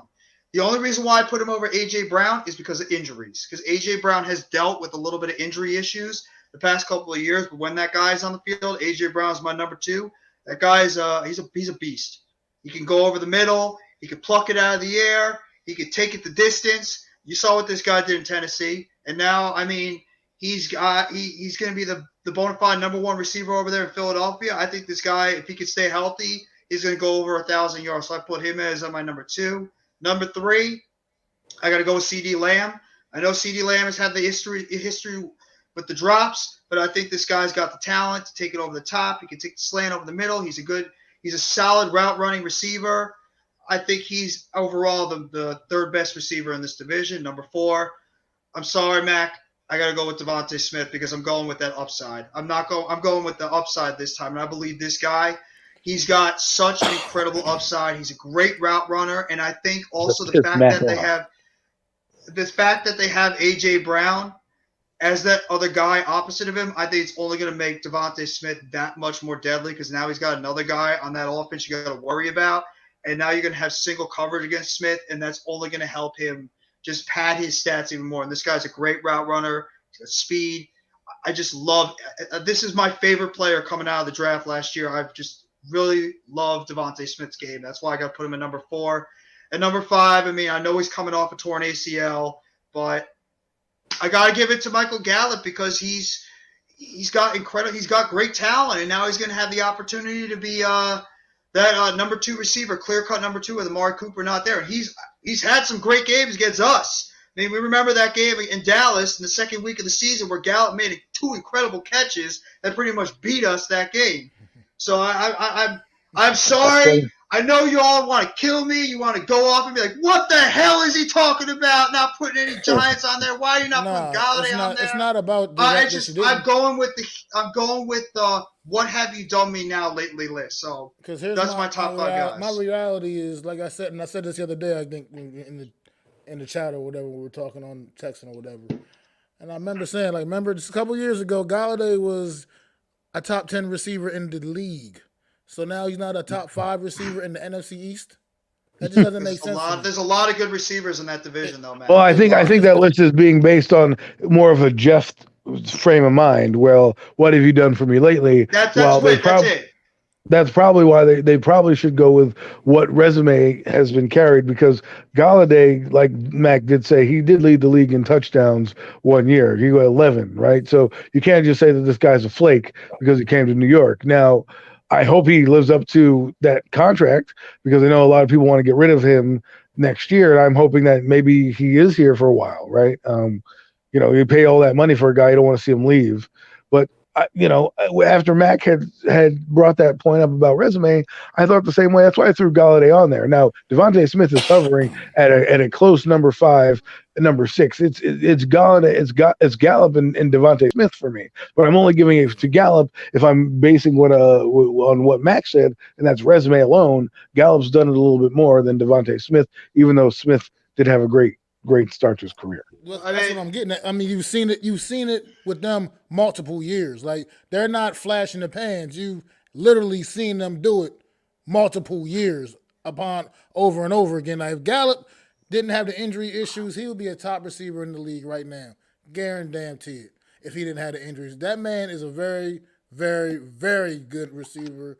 He's the Dallas clutch guy. Whenever they need a big play late in the game, they find Michael Gallup. It's without a shadow of a doubt every time, man. That's who they go to. Let's hope he holds the ball when he goes over the goal line, right? Yeah.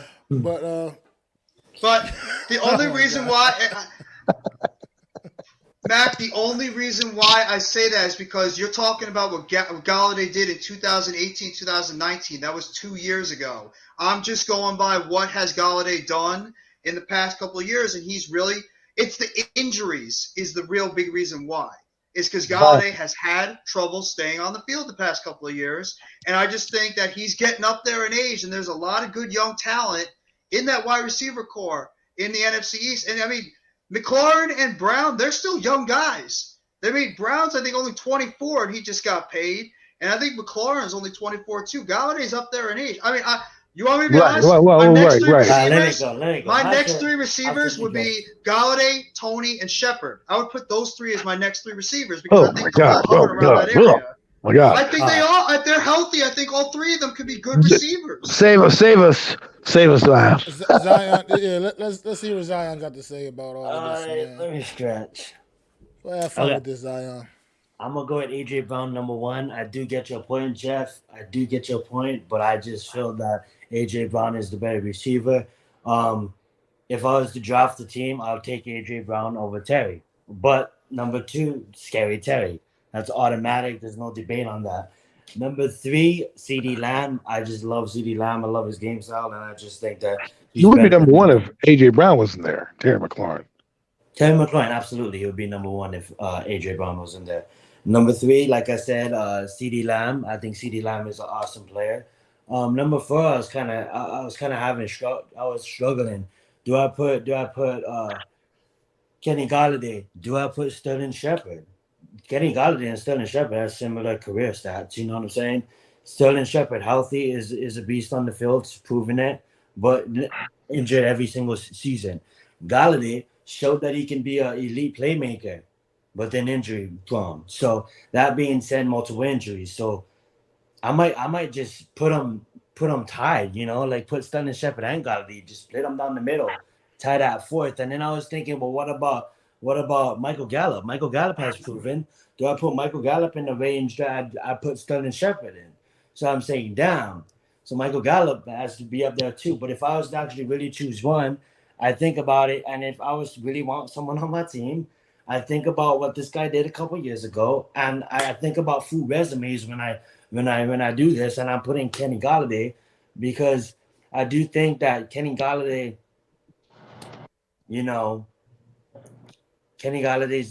I'd rather have him than Sterling Shepard and what's his face, Michael Gallup. And then at number 5, I'm thinking about this, and I just mentioned Sterling Shepard and Michael Gallup, but there's another guy that no one's mentioning in Curtis Samuel. Last time I checked, Samuel can still ball. He's still know why nobody's mentioning him, Zion? He stinks. Because he don't belong in this conversation, bro. Well, here's the thing, though. He can still ball. Curtis Samuel. You didn't mention Curtis Samuel for, get a little bit of... I'll take Jahan Dotson over Curtis Samuel right now. I'd rather take Darius Slayton. Give me a break. It's probably gonna come down to Michael Gallup, because at the end of the day, like, Curtis Samuel, I look at Sterling Shepard, I look at Michael Gallup, and premium take. Michael Gallup has proven to, it's recent. I look at recency, and I'm like, damn, every time we play that guy, or I see him play on other teams, he always finds a way to help out Dallas on crucial moments, crucial keys. Adam and Jeff and Mac made the point about him. I don't need to continue on. I'm gonna go at Michael Gallup. I think I'm gonna go at Curtis Samuel. Curtis Samuel's a top 10 receiver in the league. Before he came to Washington, he just top 10. Well, a lot of people go to Washington and their careers die. It's not just Curtis. He got injured before he got on the field in Washington. Yeah. he got injured. He signed with them and got injured. After he signed the contract, he got injured. I'm sure Washington would like a receipt, like a return to sender. You never got. That's what I'm saying. He's pretty good in Carolina, right? I think you're overrating Curtis Samuel. I'm sorry. I'm not trying to, shit on your parade here, but Curtis Samuel is like a gadget player. He's a glorified gadget player. He's not in my top 5. His name had to be mentioned, if we're gonna he's top 5. I rather have Sterling Shepard, Devontae Smith. He's not. Hell, I'll even take it. Devontae Smith, obviously. I'll even take Kadarius Toney right now. Curtis Samuel. I will take a one-legged, coming off an Achilles tear, Sterling Shepard over Curtis Samuel. I'm doing it. Shepard's a better player than Samuel. I'm sorry. Come on, Diaz. Get out of this inning, Diaz. Man, that was a premium take right there. Well, I mean, I might get kicked out of the Giants community. It's the fact that I went against Galladay. I'm sorry. I got to see Galladay go out there and prove it in 2022 if I want to Who throw are him you on my yelling at? list. I'm just yelling. Listen. I don't know why. I'm sorry. Listen. I can't do Realize it. that Curtis Samuel in Carolina. Listen. I just looked at the stats. Had 77 balls for 851. Yeah. He had 77 balls for 851 in Carolina. That's more than Sterling Shepard's entire career. Yeah. Per season. Per season. I'm not talking about. Didn't Shep have a big season in 2000? When did In 2018? You just looked up Curtis Samuel stats. I just looked at Curtis Samuel stats. I'm still taking Shepard over Samuel. I'm sorry. Curtis Samuel is just Curtis Samuel. Bro. He doesn't belong in the top 5 conversation about anything. Let's just face it. Kadarius Toney's probably going to be on this list after this year. How many balls did he have? 77 for 8. How many touchdowns? Okay, Sterling Shepard had 66 for 872 in 2018. Look at Galladay's stats, man. Shepard was also playing with Odell Beckham Jr. Remember that? Yeah, Curtis. Well, and Samuel had not in 2017. Not in 2017. He had a good year in 2017.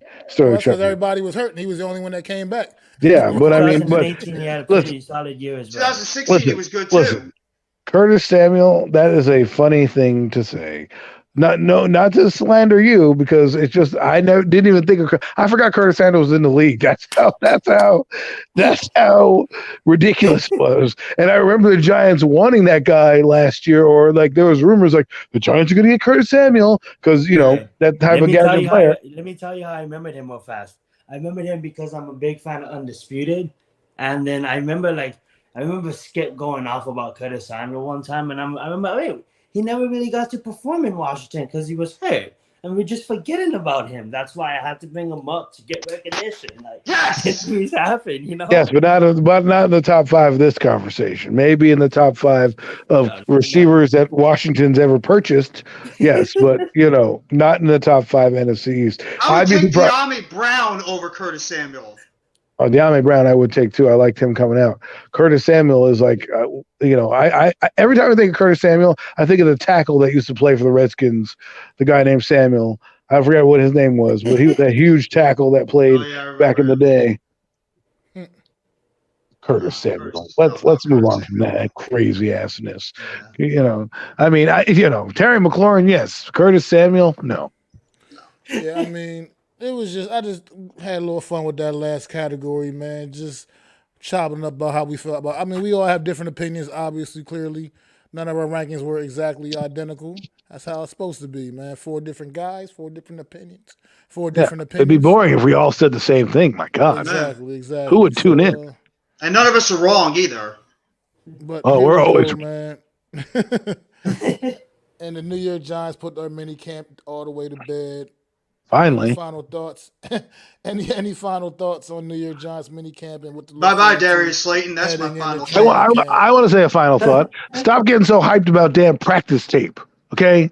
People worried about look at this guy, look at what he's doing. It's practice. If you've ever played football, practice is the most controlled ballet there is, okay? Because you know who you're going up against. I played football for 6 years. Yes, not on a professional level. So, God forbid, but I did play in high school. And I used to hate practice, love the game. Not because I hated practicing, didn't mind that, because they were called practice heroes, right? Guys who would look great in practice, catching balls all over the damn yard. Then come game time, they shrivel up like a damn, slug when you put salt on it, right? They just shrivel up. And not that I've done that. That's just straight murder of animals. But too many like that. But quite a few of them myself. Right. So you're sitting there and you're playing. You look over at this guy who, by the way, is beating your head in practice, and you look at him in a game. You're like, where the hell is that same dude who's running around with his head cut off in practice? And then he comes to the game and he shrivels up like a freaking, just shrivels up. And so for me, I'm like, I don't want to hear it. Like, they're like, oh, yeah, he threw the ball into the net. Great. That's what a quarterback's supposed to do. I'd be more alarmed if he was missing the net instead of hitting it when there's nobody in his face. Then we'd really have problems. You know what I'm saying? I'd hate it. Like, Darius Slayton, that's what Jeff just said. The guy's dropping balls in practice. You're dropping them in practice, man. We've already seen this song and dance. You better get the unemployment line. You better start fixing your resume, Darius Slayton. I hope you got some type of experience, because you're going to be on the bus to the unemployment line, because those are the type of reports. Well, that's what I paid attention real quick while to. we're talking about real quick while we're talking about Darius Slayton, because the one thing I always can say about that, I'm not trying to be like this Captain Saber Davis, Darius Slayton. You know what I mean? I don't. You know what I mean? I'm not trying to be his savior. You know what I mean? But you can legitimately say he has a pretty solid year of film down of him playing football in the NFL his rookie season. That's a good year of tape on Darius Slayton. And I mean, that's what I think gives him the leg up on all these other guys we're bringing in. That's why I still believe he still has a leg up on these guys. I know this is a new regime. I know they didn't draft Darius Slayton. They have no attachment to Darius Slayton, but he legitimately does have a good year of film. Well, you're right. These other guys can't say the same thing. I mean, the one guy we just got from the Raiders, what he has like 11 career Keelan catches. Doss, yeah. He has like 11 minutes. Like 11 career catches, you know what I mean? Darius yes, Slayton has great. But at the same, so I'm just saying that's why I think still gives him the leg up on a lot of these guys, even if he's maybe having a little case of the drops he's in practice. It is like Adam just said. It is practice. However, this is the difference between that. It's like Daniel Jones fumbling in practice, right? We know that he's a fumbler. We know Darius Slayton drops footballs. This is not good, especially when they're bringing in guys that aren't have to be loyal to. And for me, a guy like Keelan Doss, whatever the case may be, they brought him in. And to me, that's competition for him on the back end, because guess what? There's no attachment to it. The cost benefit of getting rid of Darius Slayton is $2.5 million. So if it comes down to like, hey man, we can save $2.5 million going into the season for injuries, and we can keep Keelan Doss or whatever the guy's name is from the Raiders, who outperformed him because he wasn't dropping the football, then that's what's going to happen, because Darius Slayton, like you said, has no ties. And I do believe that's a big thing. I agree with you. He did have 1,400 yards or about 1,600 yards in his 3 seasons, right? 2 700-yard seasons, over 8 touchdowns the first season, over 6 in the second, and then he had like 2 this year, right? And I do believe he had a lack of confidence last year. However, when they're bringing in a lot of back-end roster players and you are not cemented in as the number, he's not even cemented in as number 4 right now, right? It probably goes, Kadarius Toney, Sterling Shepard, Wande Robinson, Kenny Galladay, right? So now you add 4 guys that are probably locks, and then the remaining those are locks. And then the remaining 5 and 6 probably have to play special teams, right, of some sort to get on the field. One of them is definitely going to be a special teamer. Jeff happens to like C.J. Board, so let's throw C.J. Board in for this argument. That leaves now probably I think they're only going to keep six people in general. That leaves you with, what can you do on special teams? Robert Foster can return kicks. Richie James. Slayton can return kicks as well. When have you seen him return a kick? He's dropped back for return punch before. Yeah, but I don't think that I don't think he's going to be the first call though. This is what I look for. I mean, I don't pay attention to what these guys are doing in terms of like running, throwing, all that stuff. I look at the depth chart. And at least what I saw on the depth chart is that Darius Slayton was running with 2s. And he's not running with the 1s, where guys like Travis Toivonen and David Sills are running with the 1s, even with Galladay, Shepard, and Toney not even practicing. So that's what I look at, is I look like where are guys running right now in terms of the depth chart. I know it's only minicamp. I know it's only OTAs before. But you look at that and you see where Brian Daboll has these guys listed on the depth chart. And like you guys just mentioned before, Darius Slayton is not a part of this. He's not drafted by this regime right now. And Pete Alonso just hit a home run. Let's go Mets. And he's not part of this regime right now. So he has no ties. That makes a difference, man. Believe it or not, that makes a difference, because having ties to a guy means you invested in him. So anybody that's been drafted is probably a lock to make this roster, just because of Joe Shane being the first GM. He wants to keep all his draft picks. whether that's even on the practice squad or injury, they're still on the roster. That counts, right? So for me, Darius Slayton, you shouldn't be dropping practice. What I should be hearing from Darius Slayton in these practices are he's outshining those guys that Jeff mentioned, the He's David not. Sills of the world, the whatever that other guy's name I can't even pronounce. Travis Toivonen. Exactly, some bum from Seattle, is beating you out and getting more repetitions. A guy that was on a practice squad last year, and you're sitting here running with the twos, still dropping passes. That's not a good start. And I mean, it's not. something that's not, intriguing but- too is the rookie, not the 4th round pick we got, Daniel Bellinger, the other rookie tight end we got, Austin Allen, has been getting some first team reps with the offense. So that must mean that they might. Ricky they Seals might- Jones is on the fucking. he's on the 3rd team. He's not even running with the 2s right now. So that might mean that they like what they see in Austin Allen, who could be a really solid red zone target. So I think there's. No, man. Ricky Seals Jones is a Pro Bowler. I mean, I heard a lot of people telling me that he was the best tight end that they had. Dancing around. I mean, Ricky Seals Jones. We got this great tight end. Yeah, who signed for a fart. I mean, you know what I mean? He signed when for a fart. At the time when we acquired him, he technically was probably the best we had at the time we acquired him. Yes, and he's a 90-man roster filler. They got him for a fart. Okay, somebody farted and was like, "Yeah, Ricky Seals Jones. That's it. We'll get him." And also, the thing that doesn't help him either is that apparently Jordan Akins, the other guy that we signed, he has ties to the tight ends coach, so that's probably going to give him a leg up. So, I'd rather see the young tight ends. I'd rather see Austin Allen and Daniel Bellinger get as much opportunities with the tight end group. And I mean, if Ricky Seals Jones can't crack the second team, I'm sorry. Goodbye. Jordan Akins will be that other tight end. Just play the kids. Play the kids, and let's see what they can do. Listen, I like Jordan Aiken a little better, and like you said, he does have a tie to the tight ends coach. So I already give him a leg up, barring an injury. That you're probably looking at him as maybe your 1 or 2 tight end with Bellinger there, and then Allen, the 3rd tight end, is up for grabs, right? And then let's not mention Jeremiah Hall, who plays a tight end H-back role. Absolutely. You can keep him as well on the roster because, again, it comes down to these back-end players. What can you do? Can you play special teams? Ricky Seals Jones can't block a wet paper bag, okay? He just can't. I'm sorry. And also what's else pretty startling in terms of the offensive line is that Max Garcia, the guy that we picked up from free agency, he's running with the 3rd team too. People told me it was good.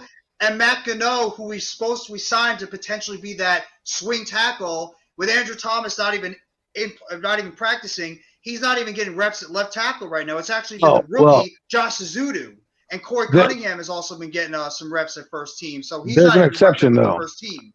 I think he might make the team though. So I think he might. I'd pick him over Parrott right now because I think it's going to be him and Parrott. But Max Garcia, I heard how great this guy was going to be. He's going to beat out Shane Lemieux. Meanwhile, Shane Lemieux put his dick on the table at the press conference and was like, "You guys forgot about me. I'm going to go kick some ass."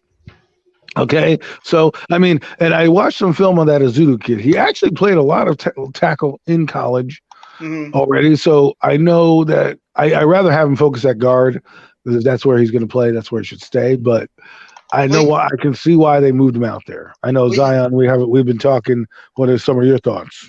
Well, he Gucci. Don't even worry about it. I don't really have no thoughts. You keep talking. I mean, just to go back to the offensive line real quick, you got to think about who are the locks when it comes to that offensive line. You think it's going to be Thomas? It's going to be Azudu. The starting 5. It's going to be Thomas, Azudu, McKeithen, Neal, Glowinski, Feliciano. How many? 9? And there's one other guy. And Lemieux. You figure those 7 guys are locked. So it's really just battling out like guys between Jameel Douglas, Nick Gates, but you can Matt Parrott, all these guys. You can pup Matt Parrott to potentially keep him on the roster. You want to waste a pup on Matt Parrott? No, but what I'm saying is that if you like him and you want to keep him here, you can pup him, and that means you can still keep somebody else, or then he goes to IR, right? I think they're going to do Gates. I think they're going to pup Gates. Yeah, Gates. People thinking that guy coming back, y'all are crazy, yo. No, I think he's going to come back. I think he's going to come back. Shattered his leg. Leg was just straight jello. Okay, that guy is not coming back for a while. And on top of that, they have a guy named Ben Bredesen, who's been working with the 3rd team as a center.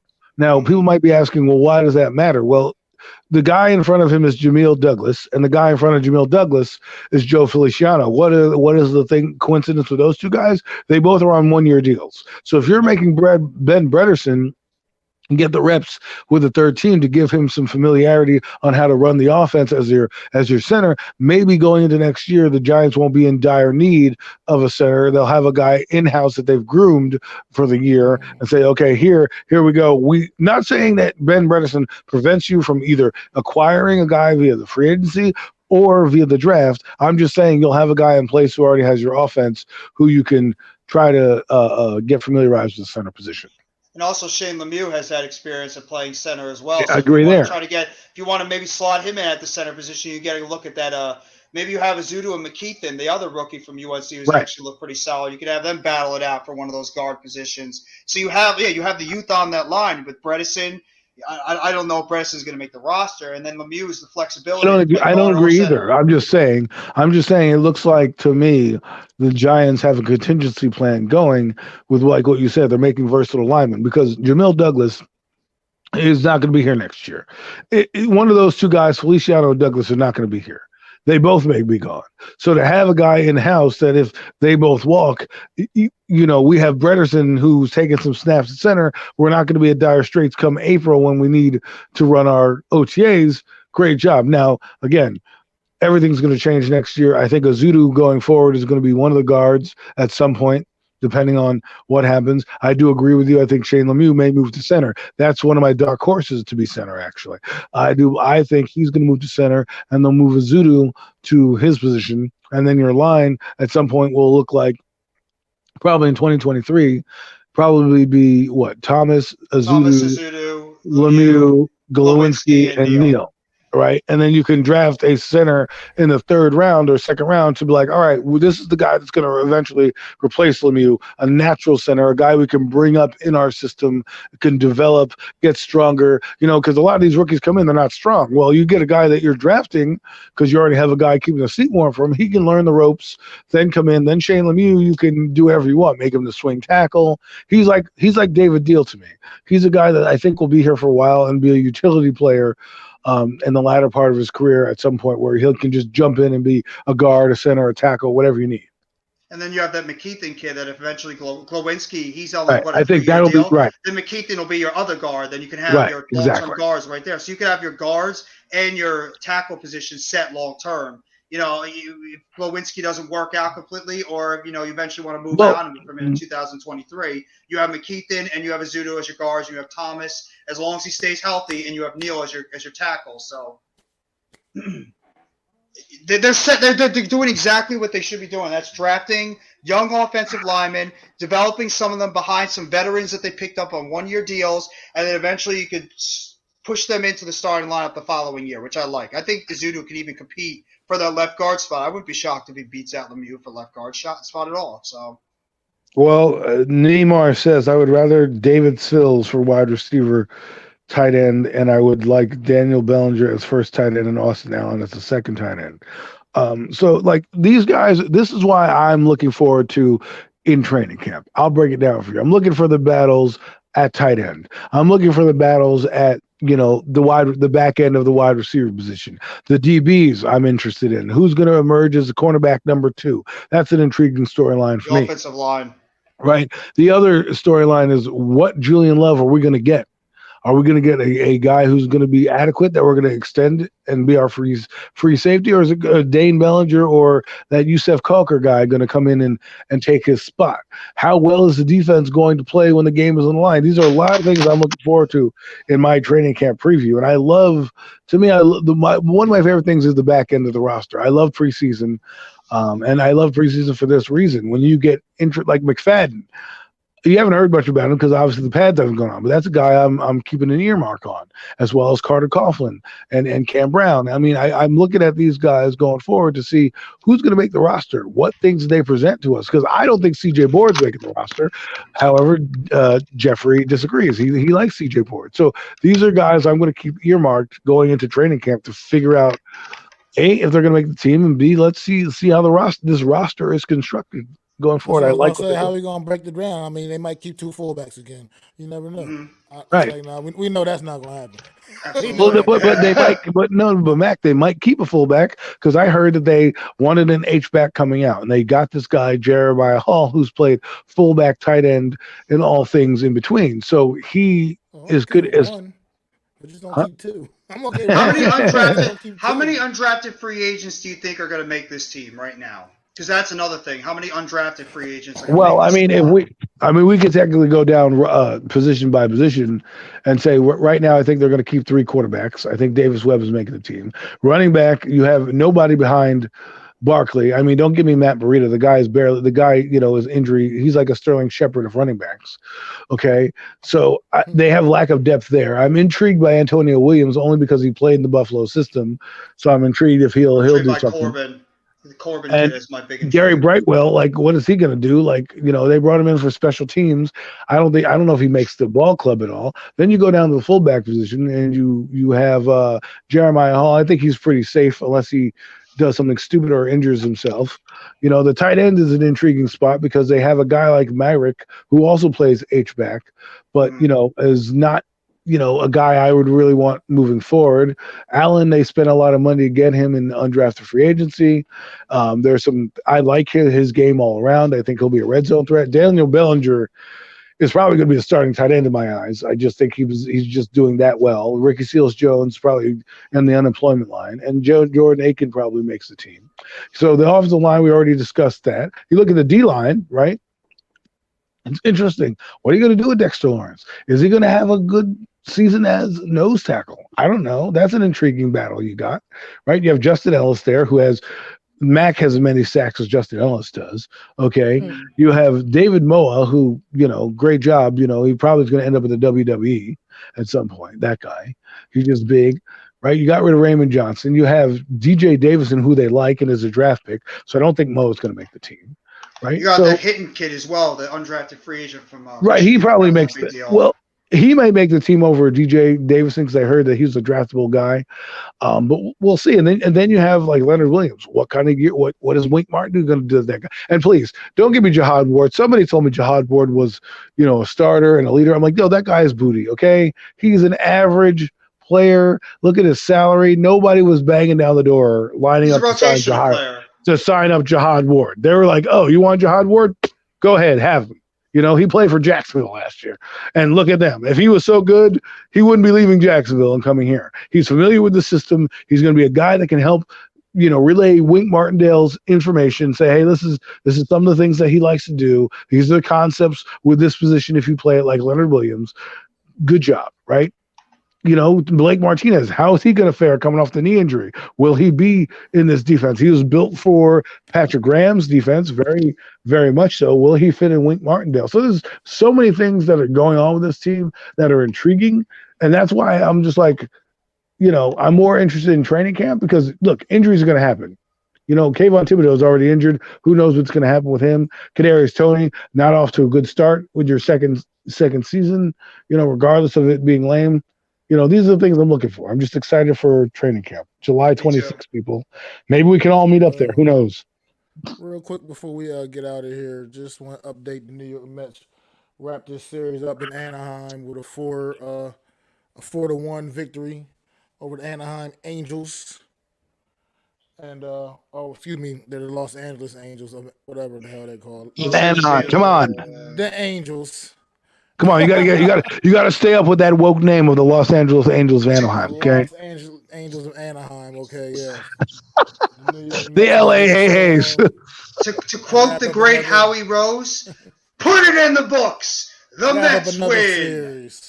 Wrap up Another another series. Let's go. The end of up and down, a little bit of up and down roller coaster West Coast trip, where they lost the series to the Padres, tied up the series with the Dodgers, and starting off this road trip. So the Mets been up and down. They did get Starlin Marte back in the lineup. He came through with a big RBI early in the game.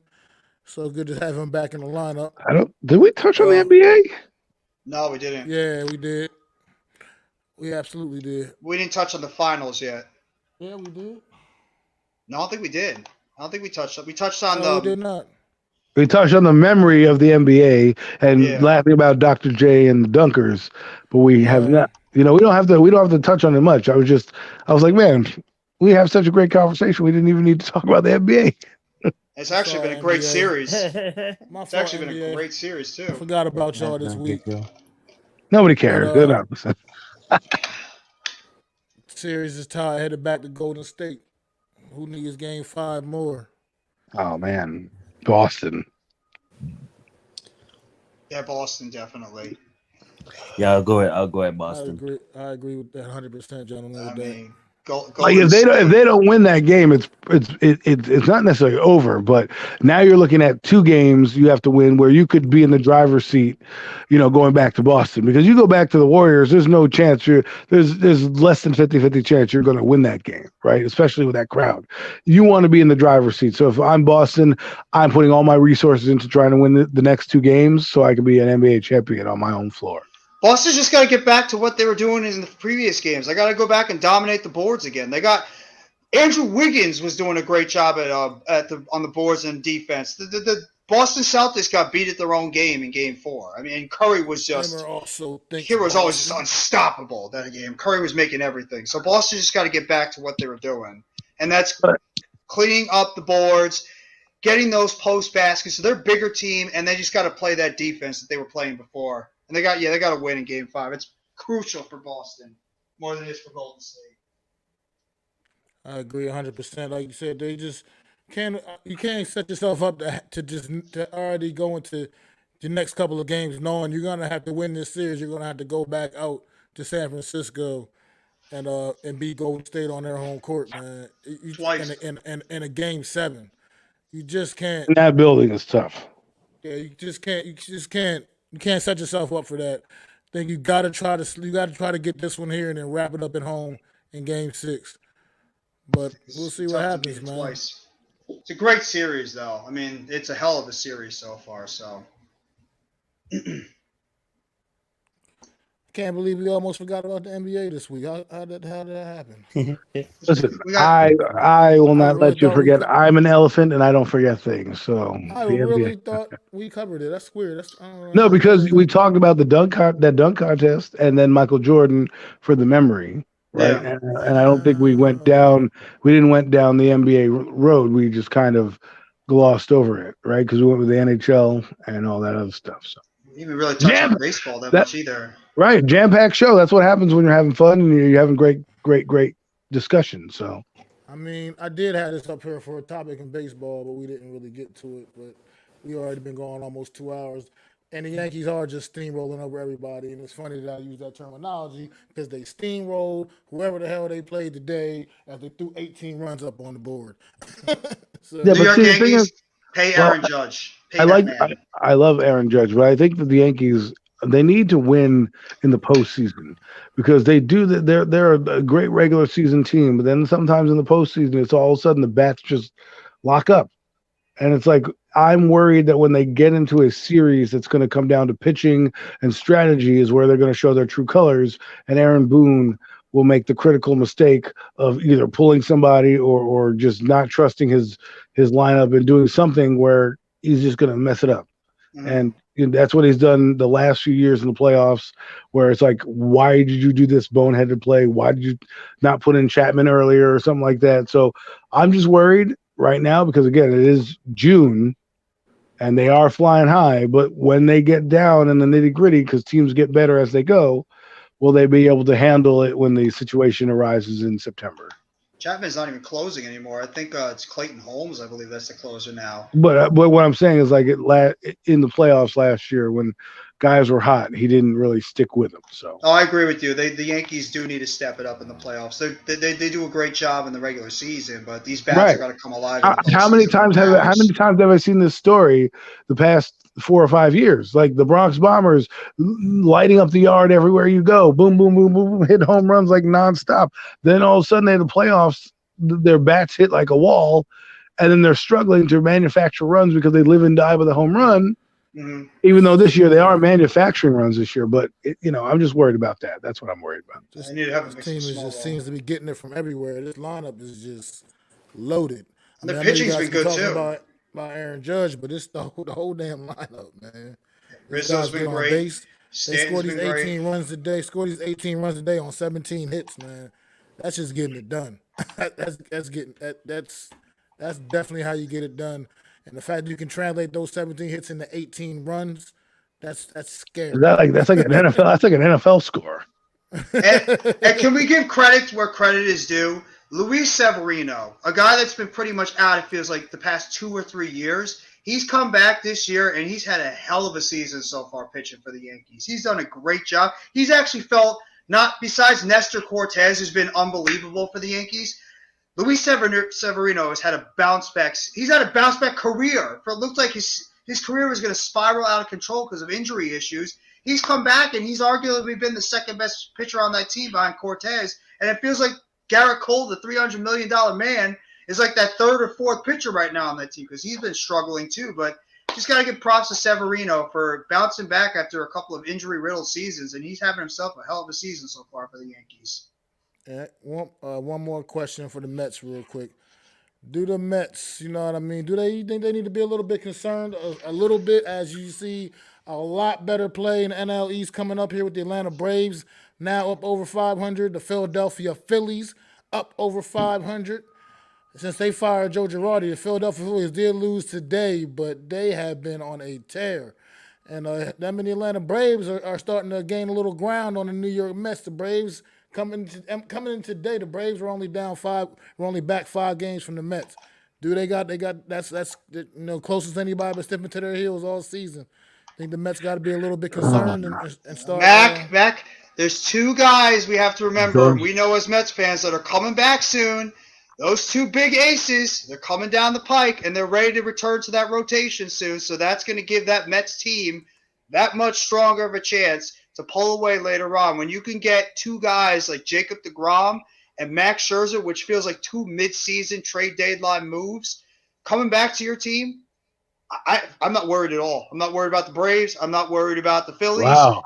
They're playing against weaker competition right now, and I know you got to play on whoever you're playing on the schedule. But I'm not worried about this Mets team because they're just going to continue to go out there, handle their business, and they got 2 of their big-time aces on the way back, which gives me all the confidence in the world. When you could add a Jacob deGrom and a Max Scherzer, 2 former Cy Young pitchers, both potential Hall of Fame guys, to that rotation. I'm confident, but I'm very confident as a Mets fan right now. I'm not worried about the Braves or the Phillies at all. That's interesting because usually when you guys start to talk about like teams nipping at your heels, this is when the Mets have their their collapses, so to speak. It usually is mid-June, July, as they get so far behind because of injuries and things like that. So the fact that you said that you have confidence in that, I was going to say just stay the course because I think this Mets team is a little different than the normal Mets team that we have come accustomed to in this area. But I think keep going. Don't worry about the Atlanta Braves. Just handle what you can handle. Get the guys that you can get back, and at the end of the day, hopefully your team is still on top when it's all said and done.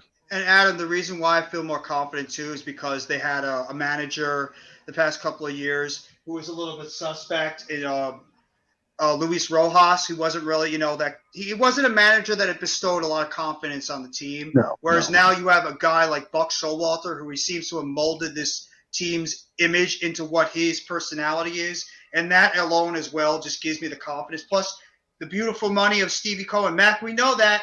We got that owner, Stevie Cohen, that if he needs to go over there at the trade deadline and make a move to help this team out, he'll do it. He'll get us a bullpen arm. If we need another bat, he'll get us a bat. So that's what gives me the confidence right now as a Mets fan, is that this team is taking on the personality of their manager. They are scrappy as hell. They got a lot of guys contributing right now. And those 2 pitchers at the top of the rotation give me the utmost confidence. So that's why I just feel confident as a Mets fan. I feel in number, yes, the Mets did win tonight 4-1. Yeah, 4-1. So doing all right, still maintaining, still staying the course, but other teams are getting a little bit closer. That's all I would say. It's not looking like the runaway that it was just a couple of weeks ago. But did you expect them to run away with it? Did you expect that really to be the case the entire year? I think the division is pretty weak overall, and I just think it's one of the weaker divisions of baseball. think they the way they came out, guns blazing. It's just how quickly they've tightened things are tightened back up a little bit. It's just kind of a little eye opening. Just like I said, something to keep an eye on going forward though. But like you said, like Jeff made some strong points. Got our two best pitchers that are still out of the lineup, so things can only get better when they get back in. These guys are holding on. Carrasco and Walker and all the other guys, they're holding on, but they got beat up a little bit on this West Coast trip. All of these guys did. They all got beat up a little bit on this West Coast trip. Props to Walker tonight after having a rough first inning, and he was able to bounce back and have a solid game tonight. It was all eye-opening, but that's going to probably do it this week, guys. Any final thoughts in general, man? Let them know where they can find y'all, man. Go ahead, Jeff. You can find me over at NYG Jeffy T 3285. I cover the New York Mets, the Brooklyn Nets, the New York Giants, as well as the WWE. I'm part of the Four Horsemen. Everybody please throw up your fours. Everybody throw up your fours for the Four Horsemen. Let's go. As a co-host of the Premium Takes. Also, brand new host along with these three guys right here of the new network, Hardcore Sports. And as well as, I actually just forgot what I was going to say. But throw out those fours, everybody. Let's go. Pass it on to you, Adam.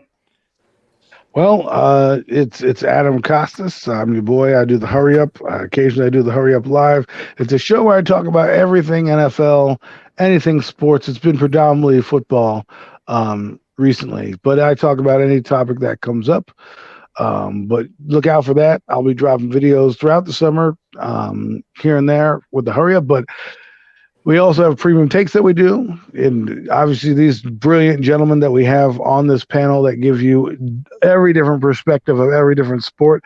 We didn't even get a chance to talk about a day at the races. I'm sure that we'll get to touch on some of the horse racing that's been happening as well at some point. But then we also have NFC East Roundup. It's coming to you on Thursday.